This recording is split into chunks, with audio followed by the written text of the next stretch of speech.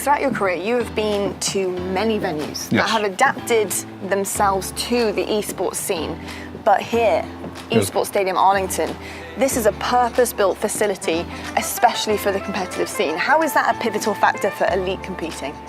It is super important to have the scene materialize into what it's becoming. It's incredible. When I was here, I was sitting up there when they were tearing out the carpet of the original, tearing down the ceiling, tearing everything down. This wasn't even here. It was all wireframe. Nothing was done. So seeing it come to life the way that it is now, it's not only incredible, but it's super good for esports in general, especially here in the Dallas market. I mean, how important is it to have a hub like this, especially in Texas, which is considered one of the the homes of esports right now?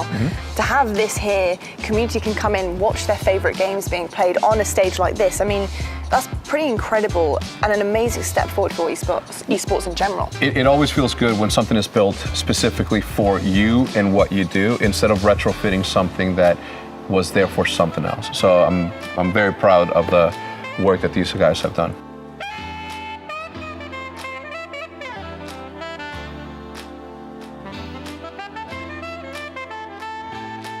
What has been your favorite award to pick up? What means the most to you?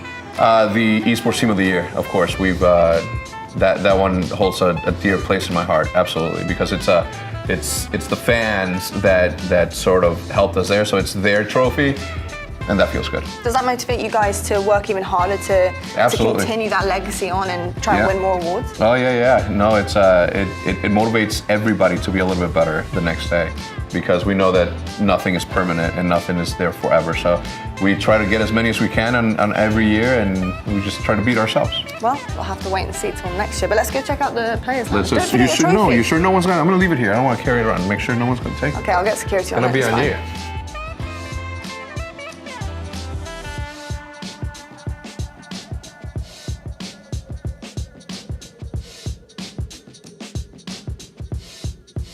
Welcome to the Bachelor Pad here, here at Esports Stadium Arlington. It's pretty cool, isn't it? It's amazing. I've been here before.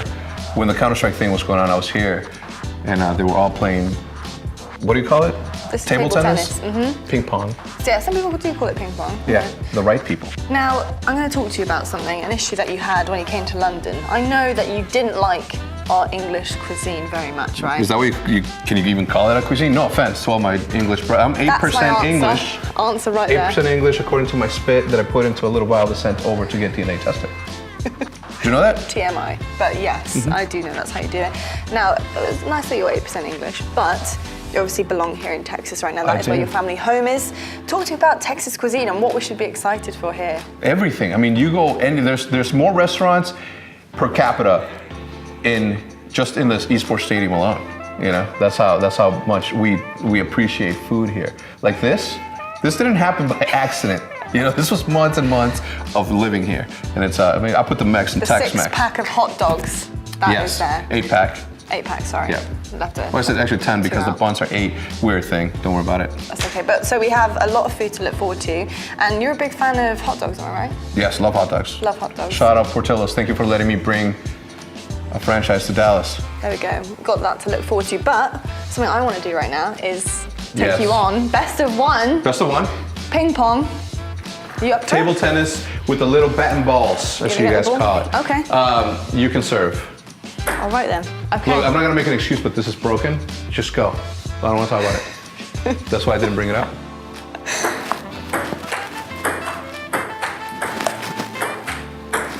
Oh, it's already over. Great. Mine's broken as well. Yeah. All right. Best of 5 later, okay? Sure. Yeah? It'll be the same outcome, though. I'll bet you a hot dog that I can beat you. Oh, it's easy. Done. Okay, Portillo's, here we come, man.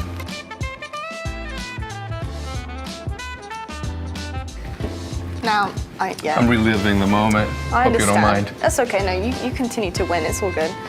Now, I'm a big fan of the podcast. Thank you. What is it? My podcast? Yeah, your Okay. your podcast. The podcast. Yeah, that doesn't even need anything else. No. It's the podcast. Yeah. What has it been like delivering such an insightful show?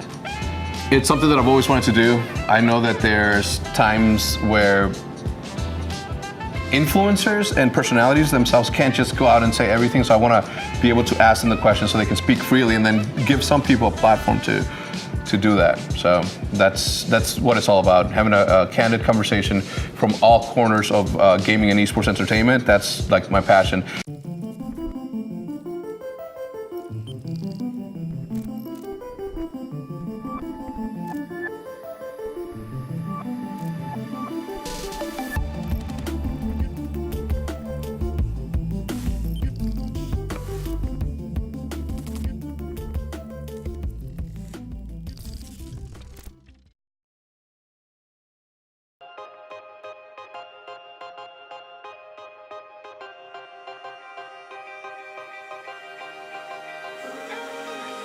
I am standing in the beautiful and sunny Arlington, Texas. Behind me, I have the Globe Life Park, home to the Texas Rangers. Down the road, I have the AT&T Stadium, home to the Dallas Cowboys football team. And of course, who has to forget the Wings WNBA team, who also have their home here in Arlington. But there's one more team that is moving in, and that is of course going to be held at the Esports Stadium Arlington, where it's the new home of the Esports Awards. I have made sure to stop by here at Texas Live, where it's going to be the beginning to the end of our Esports Awards 2019 ceremony. That is because Texas Live is going to play host to our Esports Awards after party. Now, we are known to throw the best after parties around, so what a better place than in Texas Live.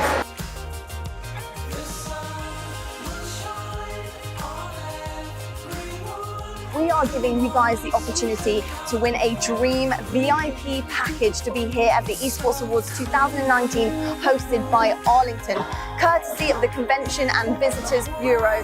All you have to do is go over to our website and vote on Personality and Streamer of the Year awards, and you can be right here in the beautiful Arlington, Texas.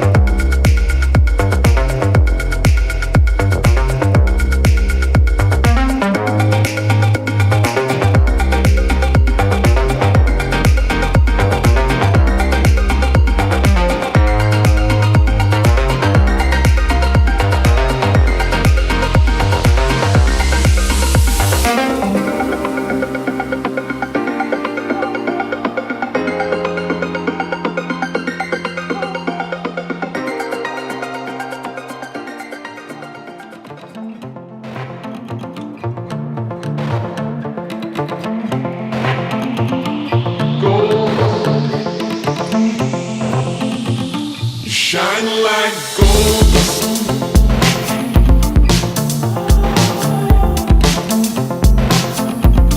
Shine like gold.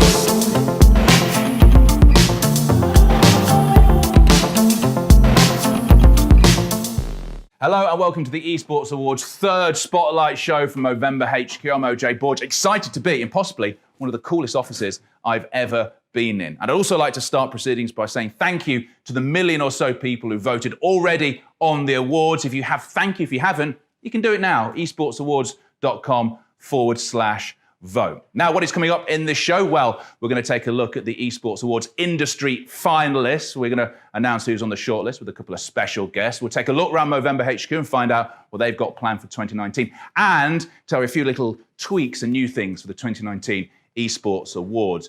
And I would also like to say thank you to the 2019 esports partners. Without them, the awards simply would not take place. So thank you very much to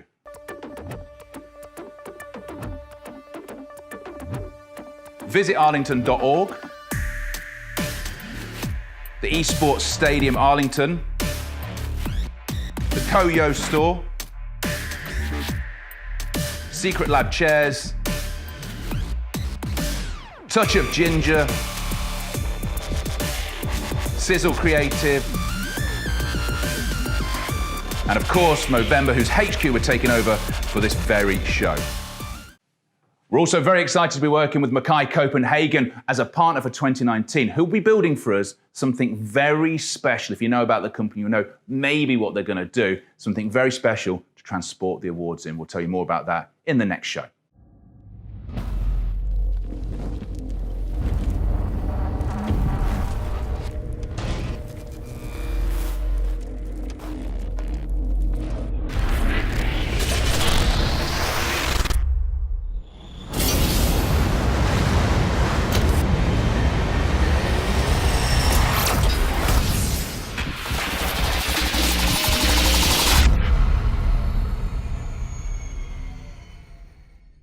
shine like gold.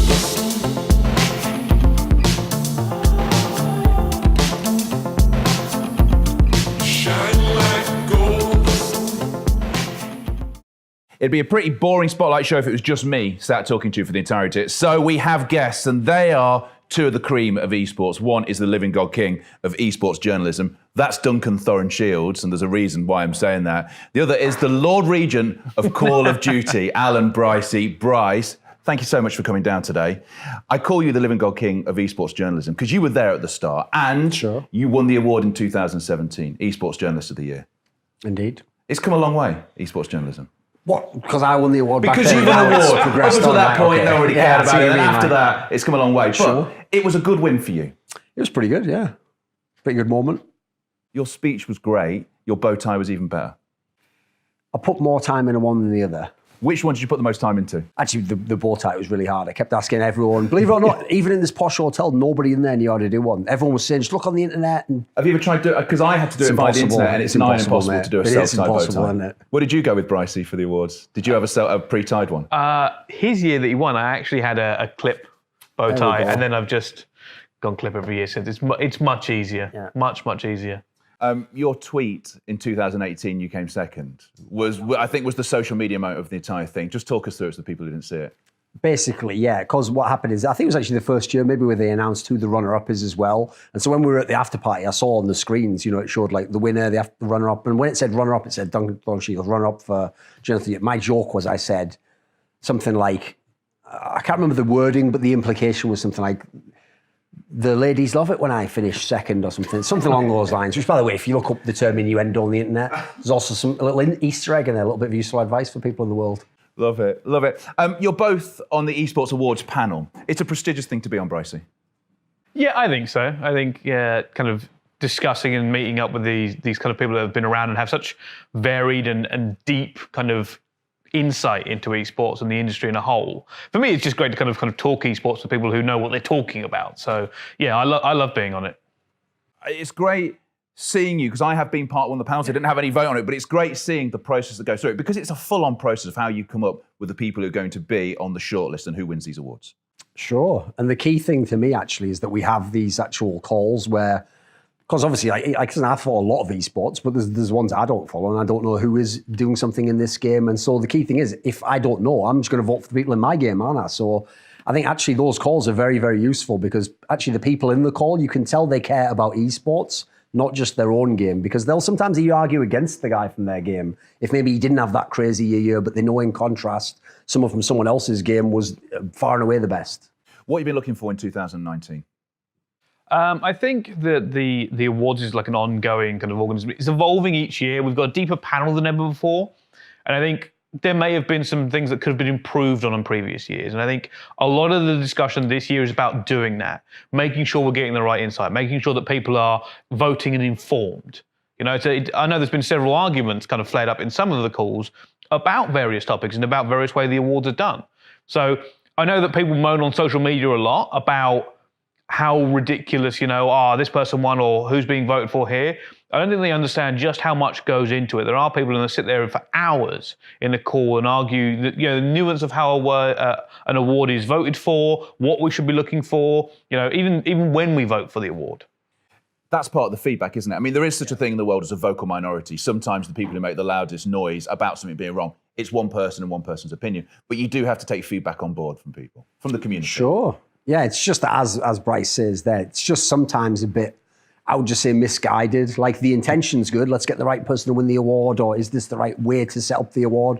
But what they don't probably realise in that scenario, I always tell people, if you're going to complain about something, you should probably have a good solution to recommend as well. You can't just say this is broken, why isn't it fixed, if you yourself have no clue how to fix it. So I think the problem is, logistically, there haven't been awards like this in esports before. Also, we're not just one sport, are we? It's this whole umbrella. So it's pretty tricky actually trying to get all the interactions together, I think. Because that's the difficult part, isn't it? When you look at it, it'd be like saying the sports awards and doing every different sport under one umbrella. So you have to take all these different points and make sure that everyone gets a fair crack of the whip. There's not nothing gets focused on too much, because there are esports that get more attention than others.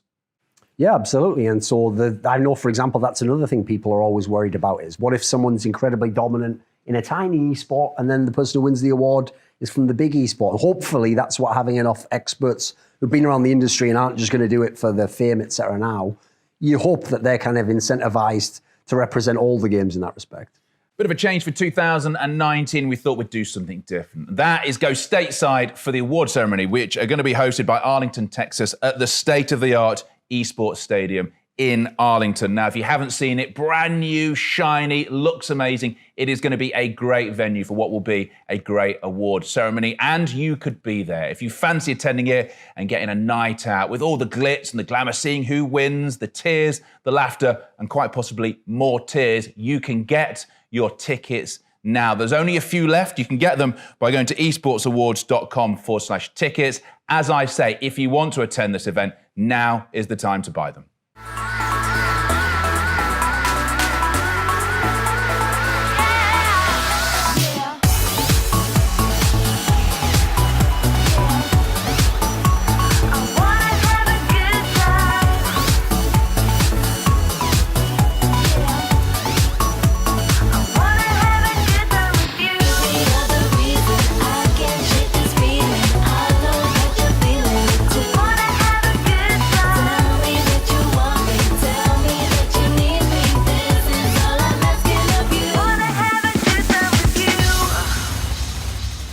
Well, it looks great.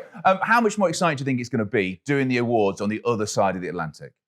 I think it's going to be great. Not only that, because I think we're expecting maybe some different people to turn up to the awards and attend. And I know there's like a heavy esports culture in North America as well. So I'm excited for that and to see, what kind of, see the stadium from the inside more than anything, to be honest with you. Have you seen the pictures? I have seen some of the pictures, yes. Everything always looks great when it's well lit, though. Yeah. I'm like us, for instance. Like you. Yeah. Well, I don't know about that, but I think, having it in that kind of, it's kind of like the next step for the Esports Awards in my mind. When you first started, Duncan, what was your first year in esports? 2001. Did you? I mean, you must have believed that An at some esports point- odyssey. Yeah. As I'll be called my As you were lashed the ship and you went on this journey. Sure. At what point did you think there would be a dedicated esports arena, that something like this would have been built? Did you believe it? I still think it's sort of a pipe dream now, really. So the fact it already exists is kind of wild. I think that's actually what you see is they're the people who are they are the pioneers, but just like pioneers in other senses, they could lose everything in theory. It's a risk. They're gambling things. They're trying to get ahead of the curve for the future. Because obviously, once upon a time, to even have people pay to attend a live event was unthinkable, actually. So I think to do a dedicated arena, that's a pretty big statement. You're basically saying, I'm going to be here for a long time, 10 years, maybe more, if I'm going to make my money back, if I'm going to have reasonable revenue for this business. So I think it's certainly a positive sign that people are willing to make that investment, but we'll have to see if everyone can catch up with where they're at. I'm excited about it. It looks amazing. It's one of those things where you put enough neon, you light it well, it looks great. And I've seen all the pictures. If you watched the last show, you would have seen it. It's going to have an attendance from the general public. If you want to get a ticket, you can be there. It is important to have the general public, the general audience, to be at an event like this. I think for me, them attending, it's going to add a kind of a different atmosphere. They're going to be very, very excited to see people they may not have got a chance to meet before. They're going to, kind of swaying around. I don't know if they're wearing tuxes to it as well, but I imagine they probably will be. But for me, it's always been one of those things where the more people there, the better the crowd's going to be. The bigger the award, you are giving someone an award. It is a momentous occasion. So the more people, the merrier. I think that. Always. Get a big audience. Now, before we get into the shortlist and the categories, which we're going to count down in a second, what has been your moment of 2019 so far? Oof.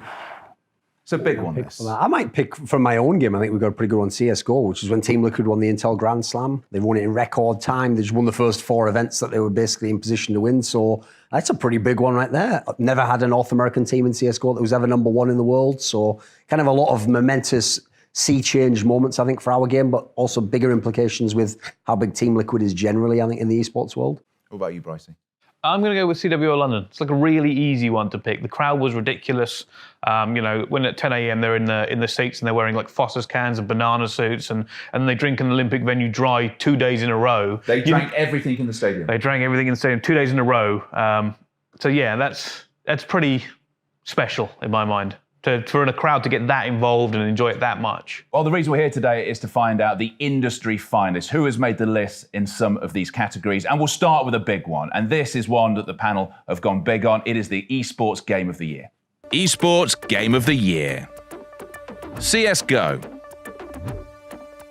League of Legends. Fortnite. Overwatch,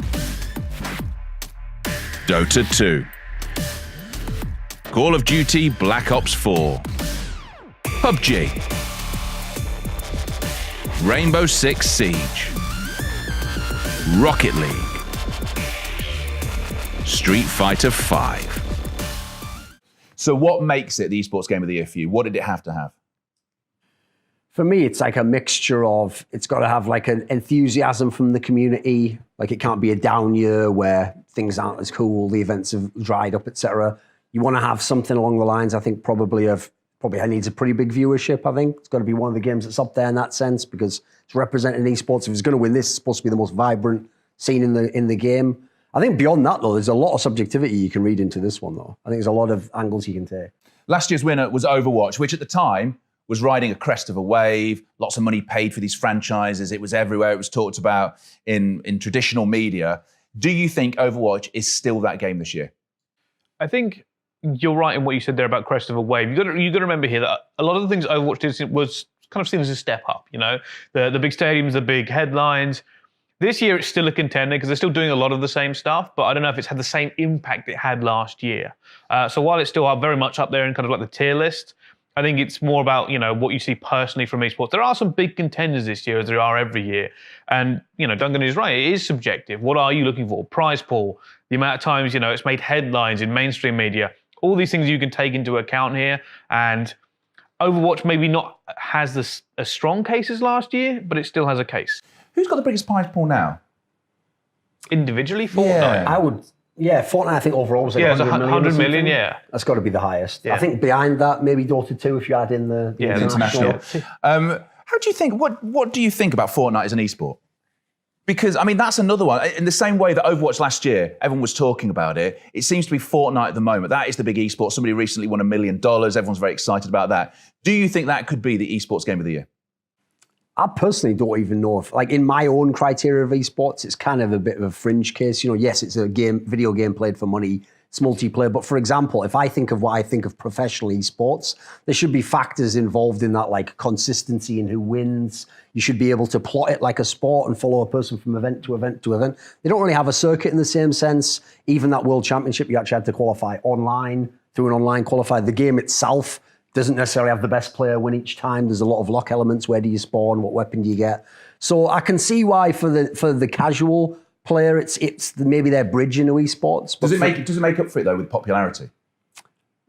I don't think anything makes up for anything with popularity. I think you've got to be good as well. Interesting. What about Counter-Strike then, which is your game? Now that was a previous winner as well. I mean, Counter-Strike is consistently up there. It's a classic. It's a classic game. Yeah. Has it done enough over the past 12 months in your eyes? And you've been around that game for however many years now? 20 years? Sure. 20 years? Has it done enough over the past 12 months in your eyes to be the game of the year? Game of the year is tough. Like, here's the thing. On the side of the matches and the circuit and the level of play, it's always going to be up there. It's always a contender. We've got a very good scene in that regard. But one of the reasons I think Overwatch probably won a few years ago is because the scope of what they tried to do with the league, the amount of investment they made you have to have, and then the geolocation, and then all these other aspects where they had the finals is a big deal. So I think for Counter-Strike, since it's that open circuit, it's a bit more the Wild West. You don't really have that unifying central body to maybe set these things up. So it has to kind of make its name, in my opinion, off almost the cachet of having the best matches. The interesting one with Call of Duty, Bryce, which is your game, is the fact that it reinvents itself. Every year it's a new game. We're at now with Black Ops 4. That was the last 12 months. Was that an impressive one for you? I mean, because it's difficult for Call of Duty to stay up there, considering it's different every time. It's the most unique aspect of any esport is the fact that it's not just a meta change, because we get meta changes throughout the year, right? But every year it's brand new mechanics. You have no idea, you know, which player's going to be good coming year in and year out. People try to second guess it, figure it out as the year goes on. And the fact that, you know, the viewership keeps returning to watch was essentially a different game. Year on year is, for me, fantastic. The fact that, you know, they keep coming back and saying, oh, well, you know, if you don't like a game for 6 months, give it 6 months to win a new one.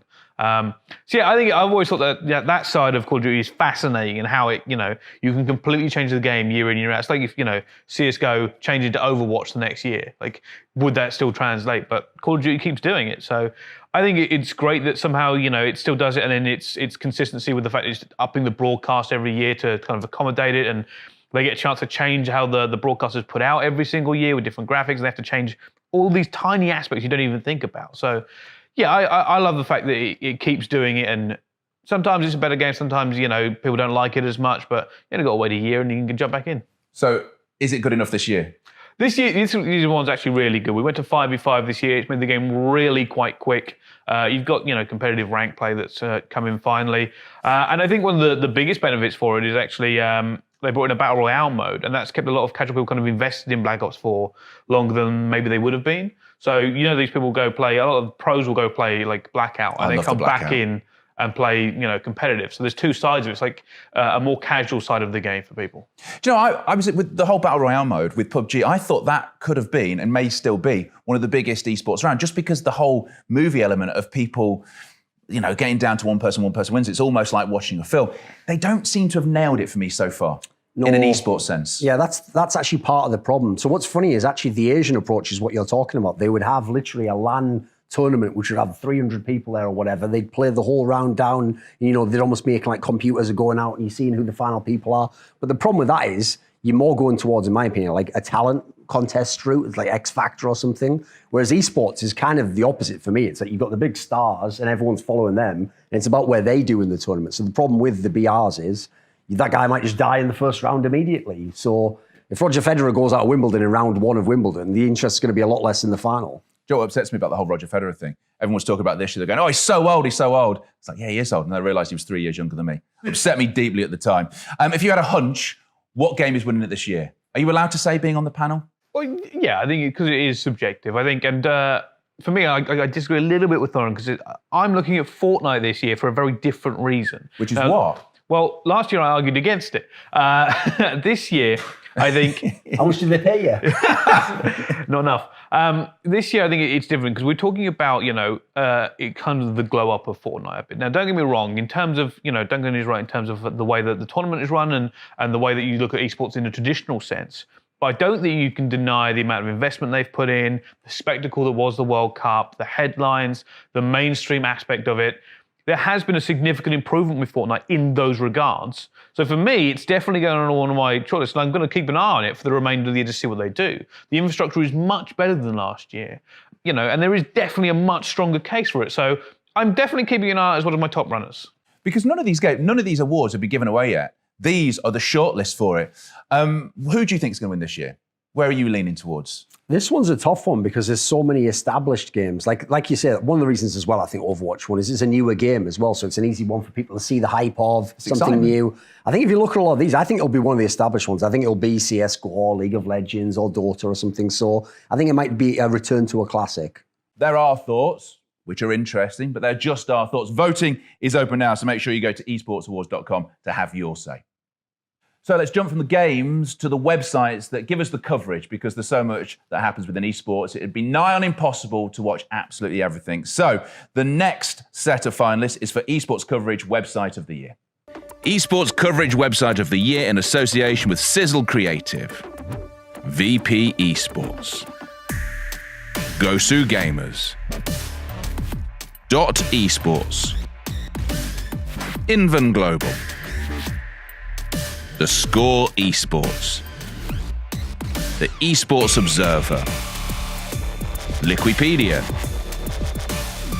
HLTV, Deserto, ESPN Esports. So, taking a look at that list then, you've got ESPN Esports, they won it in 17 and 18, back to back, the Score Esports 2016. Who do you have your eye on this year? I mean, obvious bias included, I do work for them. I actually think Deserto's not a bad shout because one of the things they've done in hiring people like me this year is they've not just got the whole clickbait approach that they already had very well down. They had the formula for that. They've got some of the actually bigger names now. They've got some people who are producing hopefully quality content, feature material. I think that's one that you've got to include in there because if you know the humble beginnings of where they came from, it's leveled up quite a lot as a company. Has that been lacking, do you think? The quality content over the years? Some of it, it's just because also, like if you know the media landscape at the moment, it's hard to pay the big names to do that type of content. There's not as much in that style of it. So they'd be better off servicing their own brand on a YouTube channel or on an event itself. So I think it's just kind of an area people have moved away from a little bit. Because that is the problem, isn't it? I mean, to work on these websites takes a lot of work. You've got to follow everything. You've got to be intelligent. You've got to know how to write. If the money's not there to pay you, it's a difficult thing to go into, especially if you can, as you say, make more money as a YouTuber, putting your own content out? Yeah, I think so. It's kind of a catch-22. If you're writing big articles that are getting a lot of eyeballs, well, then you're going to want to be paid for it. And what's the easiest way to pay them to build your own brand? At the same time, the clickbait articles are very, very easy, but sometimes it just puts people off that kind of type of content. Exerto suffered with it for a long time. They know they did, and I've been a big fan of them because when they come up, I knew it was just 3 guys working out of a flat in Camden, and now they hire a lot. But I was actually surprised last award show actually. At the after party, I was speaking to them and they were explaining how their business has grown to they're hiring 70 to 80 people now. And for me, it was mind-blowing knowing that it was 3 guys originally. I was like, I didn't realize you guys had grown that much. Because we have content writers in 3 different countries. We have this massive staff, editors, kind of growing up like that and then really covering esports the way they should do. The problem is, though, of course, that ESPN Esports does seem to be the favourite again, which could be a three-peat for them, if I'm right. Is that because they've got the most money? Do you think the biggest budget? It doesn't hurt. I think having the name ESPN helps a lot, because it even used to be a meme in esports that when sites would come in and try and make themselves the coverall coverage site, they would say, I want to be the ESPN of esports. So the joke here is, they are you get it by de facto, don't you? Yeah, because they are. It helps. So what makes a great coverage website, in your eyes? I think obviously consistency of coverage. You have to, if you're covering something, you have to cover everything. I think for me, the correct kind of articles a lot of the time, something that I would actually want to read that gives insight and genuinely covers a part of the esport that you want to know about, not just what some player had for breakfast is a large part of it for me. Ease of contents and kind of getting into it. I just want to, if I see something on a social and I want to click it, I'm like, all right, I actually feel better for reading that or finding out something I didn't know. I think there is a lack of, still at the moment, investigative journalism. I still think there could always be more because people are kind of terrified to bring that kind of content out. Why are they terrified? Because it's very easy in the industry at the moment, if you do that kind of content, to no longer have a job or have access. Obviously, it's becoming more and more prevalent now. People are actually able to get access to things they need to, and sources are coming forward. It's no longer the Wild West where there's only about 4 people who could possibly know. But it is coming forward, and it's the good and bad sides of esports, telling the stories that come forward that I really enjoy. That's the scene being too powerful, isn't it? If you're too scared to tell the story because you'll be shut out, then that's the scene too powerful, which is where people like you come in. People who've been around long enough, you and Richard Lewis, who have the balls to write the stories. You definitely got to have that initially anyway, but I think the other part as well, this is also why it's a kind of a catch-22, is say you do great work, you reveal all this information, you can't really usually reveal who the source is. So at the end of the day, it'll always circle back to, do they trust you? Do you have credibility? But to get that credibility, you've got to do the legwork, you've got to do those stories, you've got to put yourself at risk in this sense, and usually, unfortunately, take a few slings and arrows in that sense. And it's kind of just comes with the territory of working your way up through that ladder. Do you think that comes from the person who's writing the story or the website it's on, for people to believe it? I'd just say it depends on how big the person's name is. If your name's big enough, you could be writing for the worst website, and Richard could write for any website, it'll hold, because it's whether you believe Richard Lewis or not. But I think if you're a smaller writer, that's actually maybe the way you can offset some of it, is if some of these sites would put themselves out there a bit more, then you could come up under their umbrella. And if people trusted the site and the editorial staff, by one layer of abstraction, they trust you. So what's more important, do you think? Do you think it's the websites that cover just one single game, one single esports, or the ones that do multi-esports, that are trying to cover everything?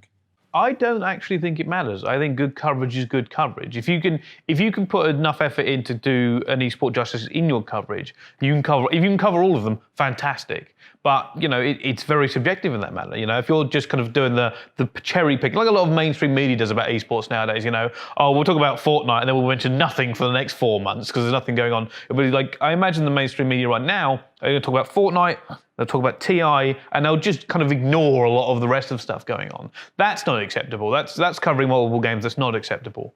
Covering a single game, there are some very in-depth websites, and you can really kind of dive in for the specialist one. So I don't actually think it matters. I think it's just quality of content and how you're covering it. Okay, there you go. That is their thoughts on this, but it is up to you. If you want to have your vote on this, there's one website address you need, esportsawards.com, to register your vote. Now, this next award perfectly ties in with the previous award, because these are the people who write for the esports coverage websites. For the finalists, we're going to go to now of the Esports Journalist of the Year. Esports Journalist of the Year. Jacob Wolf. Emily Rand. Richard Lewis, Ashley Kang, Dustin Steiner, Kevin Aiello, Tyler Fionfire Erzberger, Antonio Injustificado Yuste, Duncan Thorin Shields, Jarek DK Lewis. All right, then here we go. You've got a slight end in this one, haven't you, Thorin? Because you are one of the finalists again this year, a previous winner in 2017. Which names, if it wasn't you, speak to you on this list? Again, I'll have to point out, some of these people work for the same outlet that I do, so I'll just say that in advance. But Richard Lewis, former winner, has to be there every single year. We were talking actually on a different category about what do you want in a coverage website. One thing is great investigative journalism. People who actually go, they work a beat, they find the actual stories that matter. Sometimes stories nobody else wants to be published, that might reveal information that even might be dangerous to the journalist's reputation. So Richard, always someone you can rely upon to do that. And you know, because of his years in the industry, he's going to do his due diligence. If he says something, it's got to have the facts backing it up. To be a great journalist, you need to attend events. I think so, but not for the reason you may think. I think at events you get to find out maybe the truth behind things that you can't find out online. You can cover an event from home and you can probably write a great opinion piece about it, or you could probably go and do maybe one of those documentary style pieces. But I think when you go to events, you learn the truth that a lot of people just don't talk about. There are a lot of unspoken truths in esports, but finding out what's actually happened from either a player, talent, a TO, very different kind of spin on your journalism. And it may give you an idea of where to look for your next story. So I do think, realistically, for a journalist, attending events is pretty much mandatory. I'm guessing it's fairly similar to what goes into a coverage website, but what for you makes an exceptional esports journalist? Well, one of the things actually that I appreciate is, for example, people who are very good at feature writing. So I would pick actually from this list a name that maybe isn't jumping off the page to you initially is Fion on Fire from ESPN Esports, because his entire specialty is he writes these feature pieces about players where he mixes like real life details about the players, so you get to know a little bit more about him in that sense, but he tracks the narrative of the player, who they are in the context of their game, maybe their rivalries with other people. And the key essential element for me is you don't have to know anything about the game he's talking about. He provides all the extra elements that mean you can get involved, you can get interested. In fact, there's been times where he's written about some of the fighting game people. I don't even follow those games. It's gotten me into it a little bit. Now, if I hear that guy's in a final, maybe I tune in at that point. So as you try to bridge the esports games, as we bring in people from the mainstream, I see people like that as essential kind of like beacons leading the way. It's storytelling. Sure. It's about storytelling. Do you have to like the writer for them to be a great journalist? No, and I think that's very, very clear with some of the journalists. People don't like them, but you have to respect what they're talking about. Whether or not you kind of respect their personal opinions or the way they conduct themselves, if the story is factual or if it tells the right story or if it is a good piece of journalism, then you don't have to like the writer completely. I know for myself, looking at some of the things going on in esports right now, I do sometimes see somebody tweet out and if I know it's going to be a good piece, I am going to click on it and I am going to read it, even if it's something I wouldn't even look into before. So for myself, I think being a journalist, you do have to be one of those ones where you can't always just do that, the standard write-up of an event or write up the standard, who's won what, who's won this, recap sort of stuff. Once you've kind of based yourself in that, that's when you start kind of branching out and you're all right, there are very different aspects to go. There's more the historical documentary style some people are very good at, investigative journalism, or opinion pieces that come out. And if you've presented it well, people will read it and it will get tweeted about and more people will read it. And that's kind of how you get known in this category. In 2019, are we at a point where esports journalism is growing or shrinking? That's a tough one because I think since the industry grows, naturally, like each field scales up. So I'd say there's more people trying it and there's more people attempting to make a daily living. I would say there's certain considerations in terms of like the revenue aspect that makes it tougher maybe for people to have long careers and to get as many people at the top as you'd like. Is the money in it? Is the money in it for a journalist nowadays? If people are watching this again and they're thinking, do you know what? I love esports and I love writing. Shall I go for it as a career? Is there a career there? I'll just put it this way. I spent the first 10 years of my career just trying to be the best journalist I could. Didn't make very much money from it. I spent the next 10 years trying to brand myself as well as I could. I made all the money. So I think you've got to have an intersection of the two. Hopefully you're going to be good enough that you get people's attention. But then once you get their attention, you've got to be able to hold it. You've got to have a bit of charisma, a little bit of showmanship. I think there's more skills demanded now, probably, of someone who wants to be a big name, someone who wants to win one of these awards, actually, I think. Do you need to be a character? And I say this because I look at you, I look at Richard Lewis, you are big characters at the point. Do you need to be that big character that you're bigger than the stories you're writing? Or at least big enough to bring eyes to your story? Yeah, that's the thing. In an ideal world, I'd probably say no. I'd rather the story kind of held its own, and you then, as an incidental thing, looked at the name and said, oh, I recognise that guy, maybe. But I think in the modern day, you probably do have to have the big name, because actually part of what makes it interesting to me now, and this is actually an area where obviously for journalism, depending on what type you do, and it can be a bit questionable, is some of it's actually people want your opinion on the story. It's not just about the story itself entirely. So I think the drama element will always be there. So I think if you notice the big names, they also tend to be the people, as you say, who have big personality. They've branded themselves in some way. You know who they are going in. But the story happens, as you say, they want your opinion on it. That's part of the journalistic endeavour, isn't it? Surely that the story gets written and then you talk about it afterwards. Is that specific to esports, or do you think that's specific to news full stop in 2019? I mean, people make that comment, don't they? That news now is infotainment. It's like you've got to also have the drama element. You want commentary on it. So the way I always describe it now is, to be a journalist on this kind of scale, you have to be a pundit as well. You have to also be someone who's putting their own self out there. I'm putting my stamp on this, is what I think, is what I believe, and here's the story, hopefully, as well, with the facts that then you can make your own mind up from. Brycey, I know you're sat next to Thorin right now and he's on this list. Maybe taking him out of it, or maybe not. Who wins this for you? Which journalist here is winning the 2019 Esports Award? I don't know at the moment. I think... Good answer. And that's just truthful, because for me, I have to not only go away, and this is one of the categories I'll go away and do a little bit of research on throughout the year. Plus, it's still very early before the votes, right? There's a lot more of the year to come. People could break some really big stories. They could bring a lot more out of it here. So for me, being honest, I don't know. You know, even narrowing it down to like my final three is going to be a very difficult occasion, because I have to go back and look at like the breadth of their work, how much have they impacted on me. And also, you've got to remember, sometimes it's sectional, you know. If someone was reporting on something that I don't follow, you know, avidly, I may not see their work as much, but they may be fantastic at it.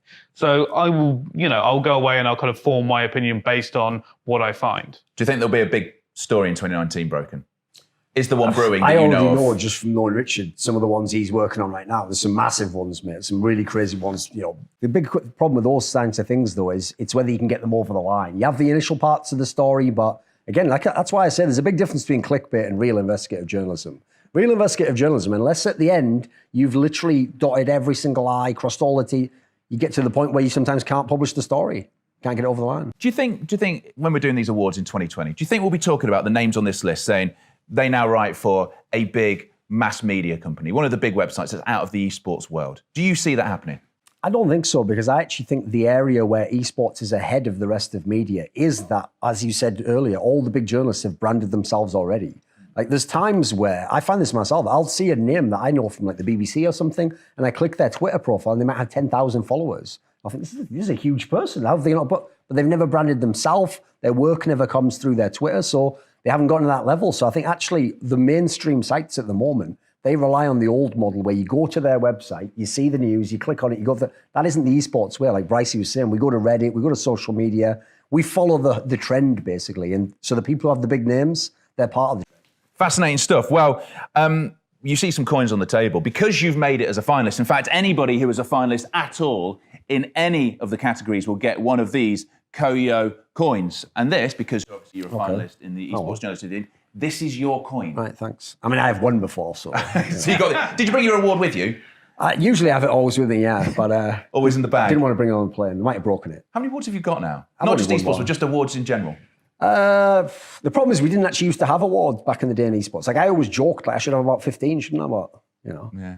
Being, you know, I would have given other people 4 of them. Of course. Being humble. Well, there you go. Thorin has got his Koyo coin. If you are a finalist in any of the categories at all, make sure you let us know and we'll get you one of these Koyo coins.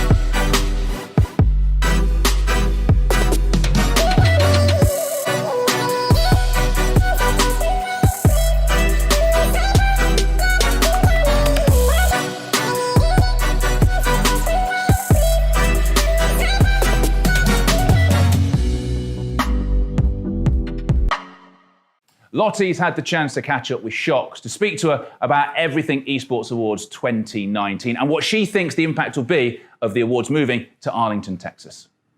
So Shocks, first of all, thank you so much for joining me. It's so great to have you back here on my screen. Now, let's just talk about you quickly, because you've been freelance for almost a year now, and you've had the chance to present and be part of some massive events as usual. How have you found it?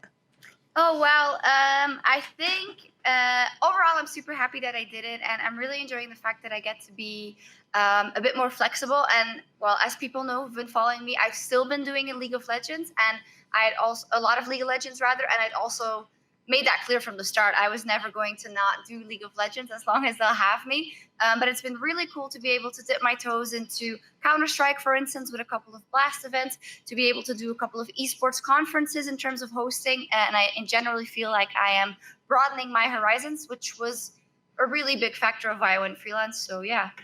Absolutely. I mean, it is huge, and I've actually kept up with a few things you've been doing. What is your biggest highlight, would you say, so far this year?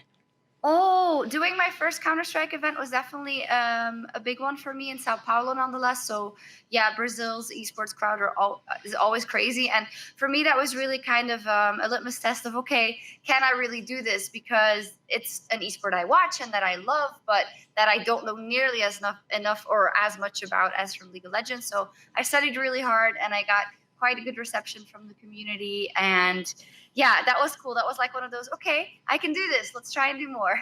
Absolutely. I'm not surprised, Shocks. I think everybody's always very, very happy to see you on their screens. So, talking about favourite moments, the 2018 Esports Awards, what would you say was your favourite moment from then? Last year. So when it comes to my own favorite moments, I think it was, if you remember that Deji completely. Oh my up. goodness. And then I had a quip about don't get YouTubers to do what professional hosts should do, because I was next to Golden Boy and we were of course hosting. So I thought that was a really funny moment in general. So I always remember that one because I found it funny, but I know that a lot of people are like, oh, why is this happening? But I also think it's kind of par for the course, it's entertaining, and sometimes someone doesn't do exactly what they're supposed to. I also really loved Frankie. She announced an award, and she had a hilarious bit before that where she talked about all kinds of funny things, and I think she has a career in stand-up comedy. So that was also one of my favorite moments. Absolutely. I think you find the funny side on most things, so I like that as well. But those were definite highlights. Yeah, I feel like when you work in the business like we do, you got to embrace the cringe sometimes. Oh, and absolutely. You just have to go with the flow. So absolutely. Bad press can sometimes be good press, hey? Yeah. So there we go. But this year's Esports Awards is going to actually be moving across the Atlantic and will be hosted in Arlington, Texas. So we've got a little bit of a Texas ride to go ahead of us. What are you most looking forward to with the move there? I am most looking forward to see how everything else is going to change, because I really love the London location, I have to say. Obviously, it's a wonderful hotel, and but sometimes it was a little loud, and it was hard with the setup. And now I'm very excited to see what that new space is going to do for us, also acoustically, and also the fact that now people can actually buy tickets, right? So it's going to be bigger. I can't really wait.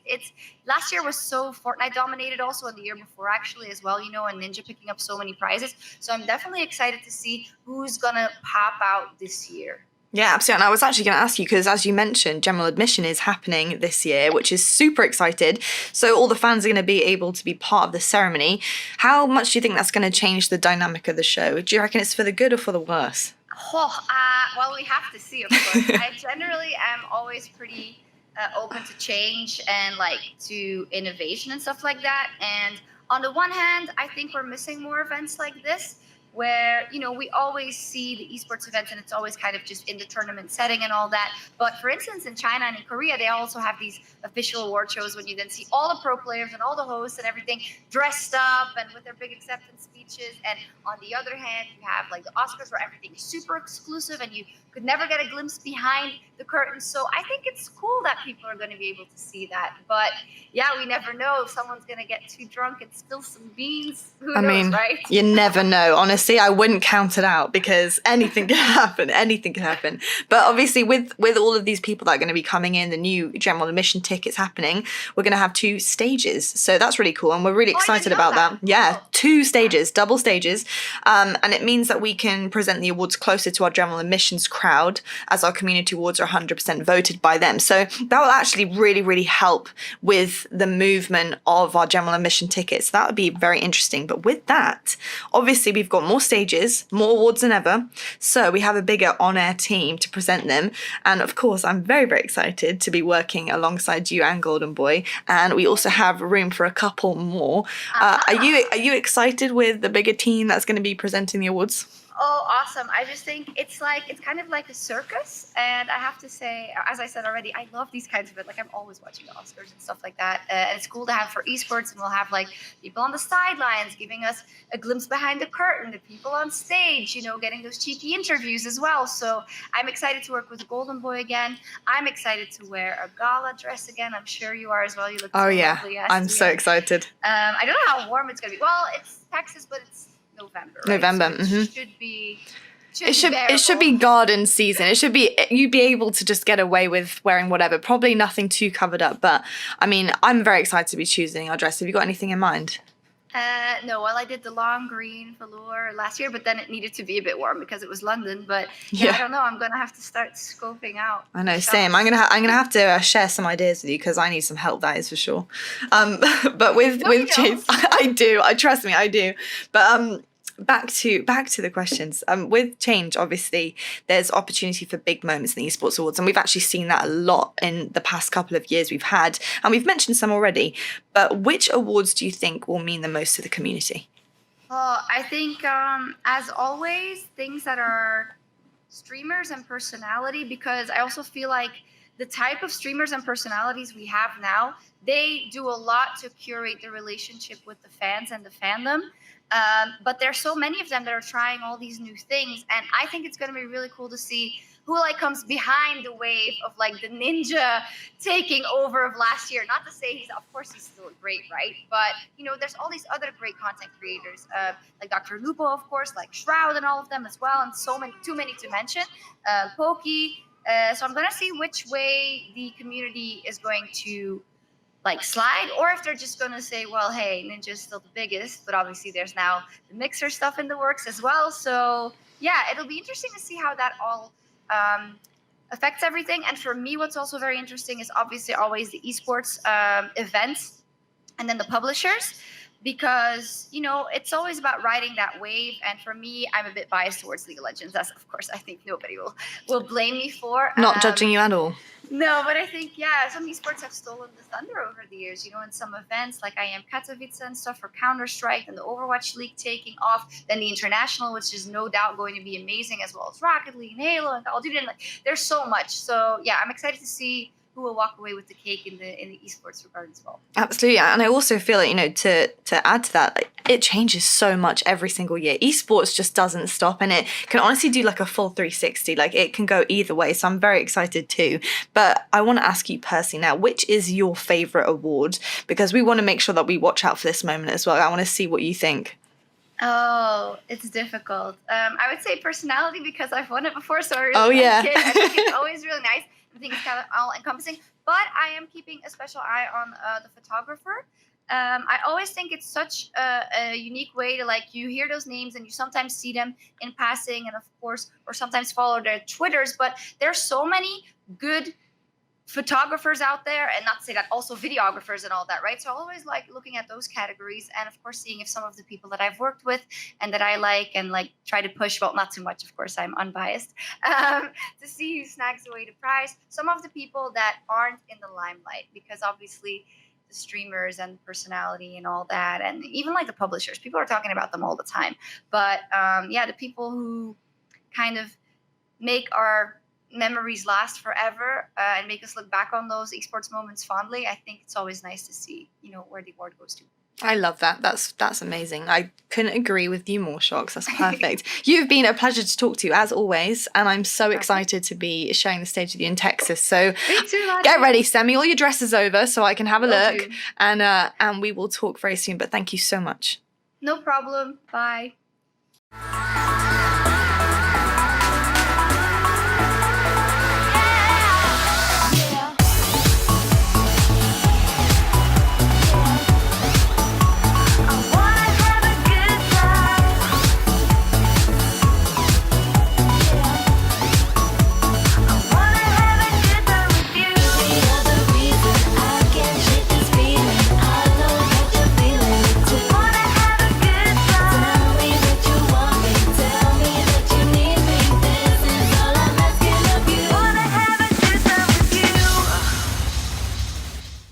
Now, there's one issue which is very prevalent in today's society, and one that's very close to my heart and my nads, and that is men's health. And for the past 2 years, the Esports Awards have teamed up with Movember to try and change the game for men's health.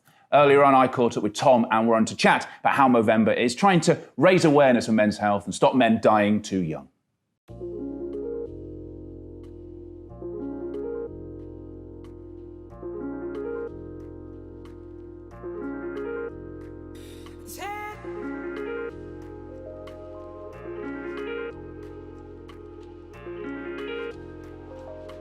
I'm now here with Warren and Tom in the Movember offices, which, may I say, are fabulous offices, including the horse that's behind you. Why'd you have a horse in your office?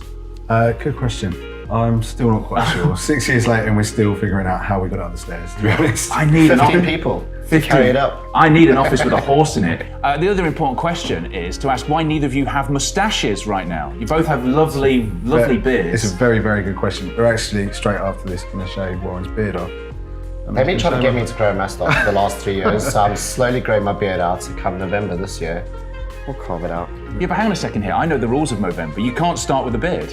You're a purist. Yeah, no, official rules are clean shaven on the 1st of November, and then you spend 30 days, 30 nights growing whatever you can grow, sometimes fierce, sometimes not so fierce moustache. Yeah. Mexican Tom Selleck, that's what I like, moustache. What is your favourite moustaches? You must have seen them all over the years. Yeah, I think the ones that really start the conversations are the really bad ones, the ones that kind of, you have to do a double take on the street. You know, they're kind of, oh my God, is that, should I let my children anywhere near this guy? They're really kind of patchy, bum fluff style. They've got to be mine. Spencer Owen last year, he had a great moustache. Yeah, we've seen some great ones over the years. Yeah. He did have a good moustache, wasn't it? It was luxurious. He took a proper serious for like the whole 30 days. Did he start clean shaven though? Because it almost looked too good to be clean shaven. He's got strong growth. He's a Movember purist, definitely. He starts. You mentioned Spencer Owen. Both he and the Terrorizer, both winners of the Movember Award in past years. What is it that they did that was so impressive for both of you? Well, to be honest, both of them have been huge supporters of Movember over the years, and kind of there's one side of the Movember which is the fun and, you know, the 30 days of growing that really bad moustache. But for both of them, they really took the message we were trying to spread to men around the world and women around the world that we need to start talking about men's health. And they did it in their own ways. Not only did they raise thousands and thousands of pounds, I think Spencer now has just raised over £100,000 for Movember, which is phenomenal. They have started millions and millions of conversations. The donations that were pouring in on their fundraising pages were full of great comments from people sharing their own stories. And both Spencer and Brian were kind of urging their community to share the stories that they're experiencing and open up the conversation on men's health, saying, you know what, sometimes it's okay not to be okay. And the conversations are, I wouldn't say more important than the donations. The donations help, but the conversations are up there as an important thing.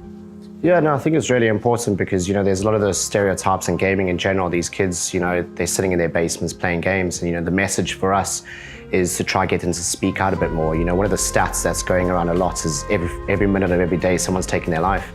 And that's something that's very important for us is, you know, taking campaigns like Spencer and Terrorizer, where they're speaking to the audience, is getting more people to come out and speak about, you know, some of the mental issues that they go through throughout the year. So it's not just a November campaign for us, it's a campaign that goes throughout the whole year, and making sure the messaging is that as a charity and a foundation, we're here to support you. But more importantly, get behind the whole shaving your beard and, you know, raise awareness throughout the whole month is obviously the key message here. I think I know the story, but I can only remember the start of it, because Movember started as a dare, didn't it? It did, yeah. Like most of the great ideas that come out of Australia, it was a few mates in a pub. Brilliant. Quite drunk. So yeah, a few mates, this was pre-beard, pre-hipster phase.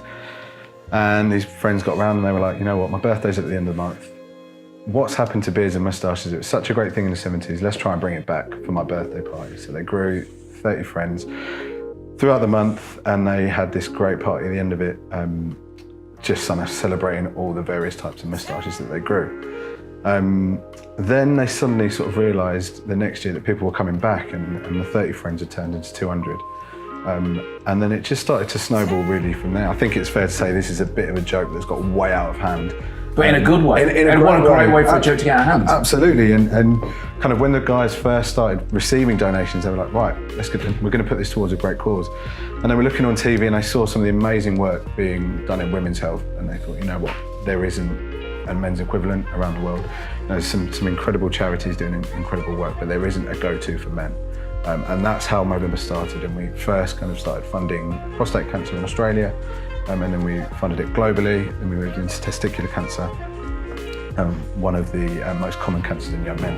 And then recently the area that we've moved into, which is a real passion point for us all here at Movember, is male mental health and in particular suicide prevention. As Warren mentioned, we're losing a man every minute of every day around the world to suicide, and it's something that we can stop fairly easily if we just start the conversation. And our goal in the next 10 years is just to reduce that number as quickly as we can. How many people get involved every year? I'm assuming it's most people get involved around Movember. Not just November, thousands obviously taking part. I guess, that's one of the reasons we've teamed up with the Esports Awards. For us, it's really important to drive that yearly campaign. And something that the awards do very, very well is there's segments throughout the year that obviously break out into different categories. So it's a hard question to say this is how many people are partaking, but we've got hundreds of thousands of people that raise money every single month throughout the year based on what Tom was just saying, the different sectors that we focus on, But I think, like Tom was saying, September's Suicide Prevention Month, that's a very big campaign for us, and then leading on to the awards in November is our main campaign that we'll drive throughout the year. It's amazing that you're part of the Esports Awards. I love it. I think every year it's a great thing. When the Esports Awards happen, I know Movember's happening at the same time, which makes it so brilliant, which leaves us one thing to do, and that is to do what, Warren? Is to officially open it. How are you going to do this? Well, I'm shaving you right now. What, shaving my beard right now? Yes. That's not going to happen. So I guess there's several ways you can get involved. For November, we're starting a big campaign next month, and we're actually going to be, can't speak too much about it, we're going to be partnering up with an event that's going to be happening out in the States. Throughout November, there's several ways you can get involved. For us, it's driving the message, it's getting involved. Streamers will be going live, creating different types of content. And just to touch on the piece that Tom was mentioning earlier, throughout the year, Tom, you showed me a piece, a couple of weeks ago about, some of the creators out there that are coming up with different ideas. And it's actually just remarkable that, without us having to speak too much about it, you've got all these creators going out of their own way to kind of pitch ideas to November of how people can get involved. And, there was these weird ways of how to get in Fortnite and do different dances and stuff like that. So again, I don't want to limit people. For us, it's more important of getting the message out and speaking about mental health leading up to the awards this year. So getting involved. Obviously, we've got our Esports Awards this year. We've got our Movember Awards. Throughout the month, you can get involved, you can raise awareness, and we'll be tracking all that data, and someone will be walking away with an award this year. So I guess the final question is, if people watch this and then I want to get involved and grow a moustache, how do they do that? Well, you know what? It's not just about growing a moustache this year. We will be awarding the third Movember Esports Award later on after the ceremony. What I would say is probably get thinking about some of the weirdest and most wonderful ways you can get involved. In the past, we've had guys driving around the country in a three-wheeled Only Fools and Horses car. We've had people getting their legs waxed live on the stream. OJ, I'm pretty sure you got your head kicked in. I did indeed, yeah, by Nicholas We should Dolby. give you an award just for that. I get an award. Do you know what? He's now re-signed with the UFC just to prove my credentials. This is it. It really hurt me as well. And you know what? It's not just about the funds you raise. It's all about the awareness and the waves that you make by doing some of this fun stuff. Because Movember is all about that kind of having fun and doing good at the same time. Charity doesn't always have to be kind of somber. It is about getting guys together, especially Movember, and having some fun with it. Tom, Warren, thank you very much. Thank you. Thank you. Movember, I mean, it's a great charity. Everyone loves wearing a moustache, men and women alike, and they're doing great things, aren't they, Thor, in Movember? Sure, I think so. Because if you think that's one of those areas where everyone sort of knows what the problems are and what should be done, but it's one of those things you don't talk about, isn't it? So I do think actually the awareness angle of that is probably the biggest aspect. It's not even the part where you can raise money also for, cures and things to certain illnesses. I think the awareness part and just having something every year especially to make people think about it's probably a big deal. It's a cliche, but men for years have gone, I'm fine, I'm not checking myself, I'm fine. That's been a problem. Yeah, I think so. I think most people can identify somebody who's needed help at some time. But, actually going out there and getting that help is always going to be very, very difficult, You never feel like there's a right way to approach it. You never feel like there's an easy kind of avenue, like do this and do that. And even sometimes when people say, oh, easy, just start talking about it. It's never one of those problems that you kind of go into and go, oh yeah, I'm going to talk about it to this person today. Because when you're feeling your lowest, or you're feeling bad like that, it feels like you're kind of shut off from the world. There's nothing really much you can do about it. And part of that's the stigma around it.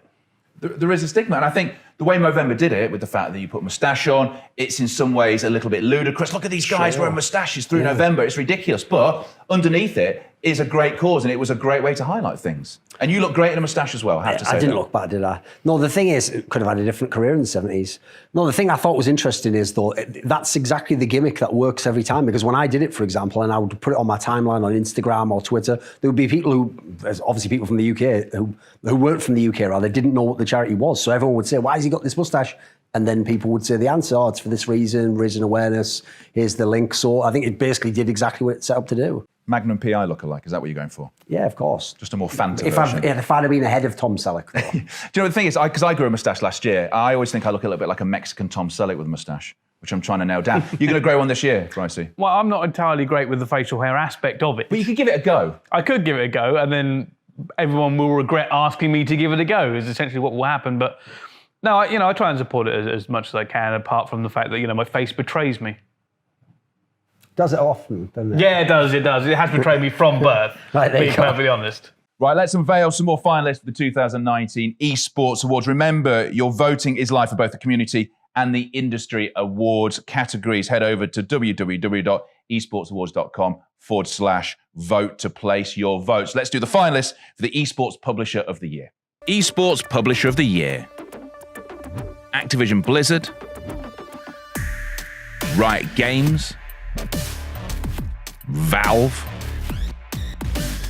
Epic Games. Ubisoft. PUBG Corporation. Tencent. EA. Supercell. Capcom. Now, this was a category won last year by Activision Blizzard. You were both saying during that you think this is going to be a tough one to call this year. Brycey, why is it so tough? Again, I think it's partially subjective, but there are a lot of kind of things you have to look at for this kind of award, right? How prevalent have they been in their particular esport? What esports are they running? What infrastructure have they put into place? Prize pool, everything that goes into an esports, from the publisher side of it, support through the metas and the patch fixes and everything else that goes on, the rules that they have to put into place, all this kind of, these tiny aspects of it, you're looking at it from a grand overview.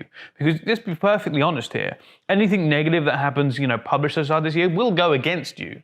But at the same time, you also have to look at all the great big things they're doing, because it is a massive moving machine for these companies. What's one of the best things that's happened this year, do you think, from a publisher side of things? Maybe in Call of Duty, your game, what's been the most important thing they've done? Do you think, is it listening to the community? That's obviously going to be one of them. I can never say that's not one of them. But I think, being perfectly honest, and this probably isn't something for Activision Blizzard this year, but maybe next year. Obviously, they've all been spinning up their second franchise league. The Call of Duty League is now coming. We know it's coming. It is the big news, especially when slots are selling for like 25 million minimum a piece, is what we've been told, going up to, the rumours of 60 to 80 million. Is that true? I actually don't know. I haven't got the financials of it, mainly as I don't have 60 million, so they don't talk to me about it. Have you got 25 million then? I don't have that either. No, not even close. But that is obviously a massive aspect of it. When you're talking about that that size of investment, that kind of everything that has to be spun up from the PR to just the infrastructure for the players, the teams, the contracts. That is a lot of work, just even from a legal standpoint, to get that up and off the ground, not including all the new people coming in from non-endemic sponsors and that for it. So yeah, Activision Blizzard next year, we will of course be talking about it next year's awards. How did that go for them? And that will be something that we kind of critique going into the voting. Duncan, what do you look for a publisher to do? Yeah, the problem is this is another example of an award where it depends which way you want to lean. Like if you want to lean, just make great games. You could make good games, put them out there. It's what Valve's often done a lot of the time. Have they supported the community as much as the other ones? Not really. In CSGO, they give a little bit for the majors. Dota, they've built the pro circuit. But again, a lot of that's community-based stuff. It's an open circuit.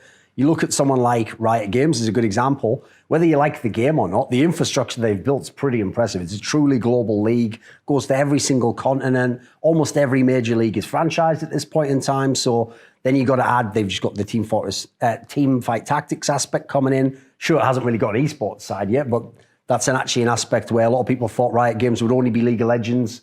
That'd be the one kind of feather in their cap. So they're potentially expanding out as well. And I think actually, if you look at Activision Blizzard winning last year, I think that's because they had Overwatch and Call of Duty. So I think there's another aspect that can definitely boost you on this list. Riot Games having 2 games, that'll help them maybe next year perhaps. Maybe they won't win for this one, but I think that probably comes into consideration. You're only good at teamfight tactics? Never played it in my life. See, I've not played it either. I had a crack at auto chess, of which I'm just not very good at that sort of thing. You play it, don't you? I do play it. I'm not very good, but I happen to be in a Discord with people who are like Masters, Diamond, Platinum, and they're always telling me what I do wrong. But I tell you, it is a very fun game to play, very relaxed.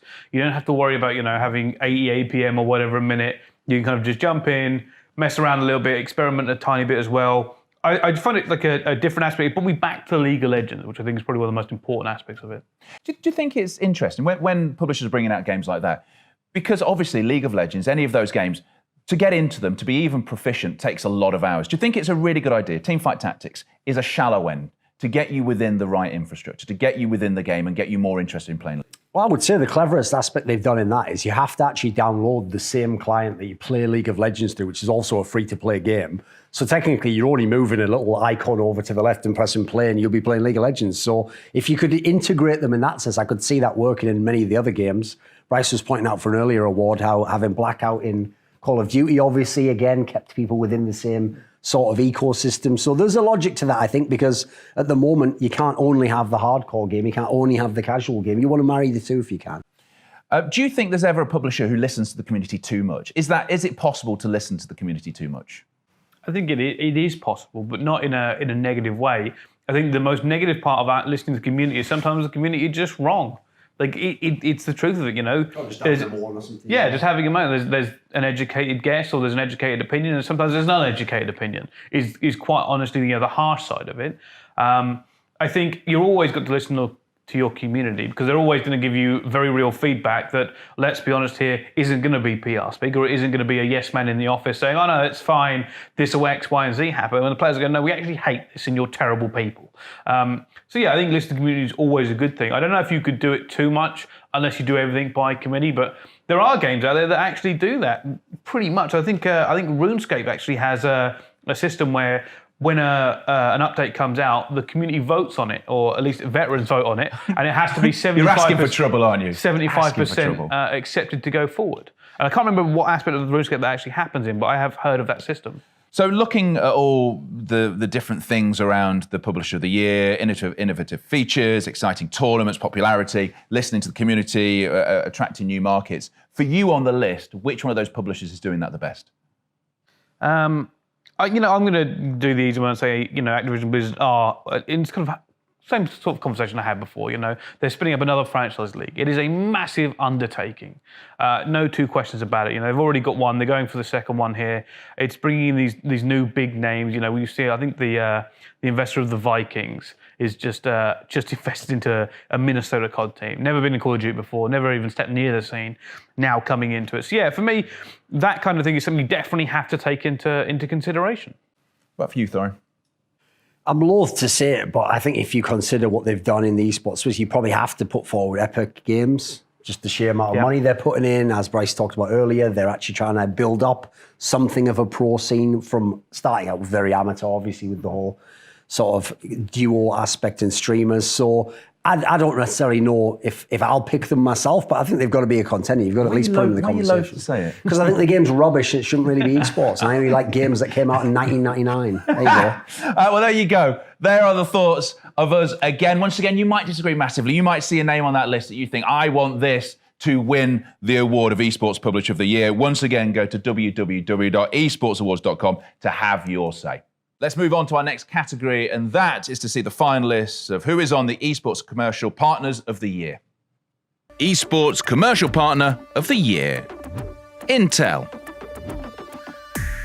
State Farm. HyperX.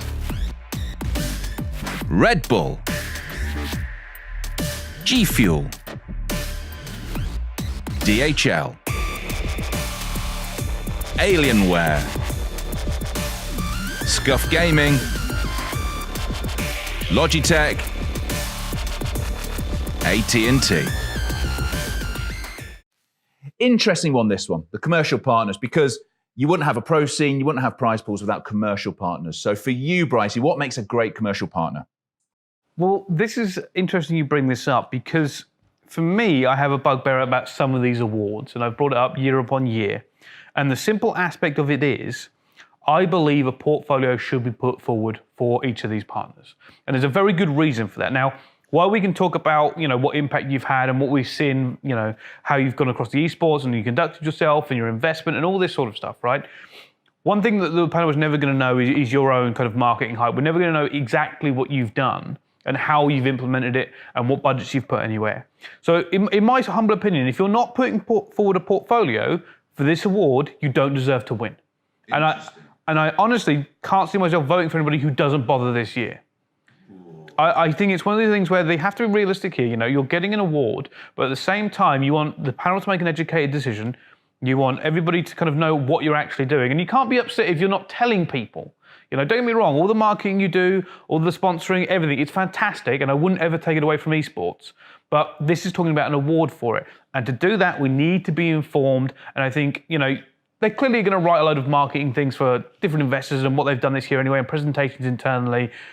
Give us some of that information. Put forward your own reasoning so we can look at it, debate it, and kind of see it in the esports space in a wider view of it. So, if you've invested tons into an esport like, Rainbow Six Siege, for instance, but some people aren't familiar with the scene, your impact is negative there. Even though you may have done you may have done so much work.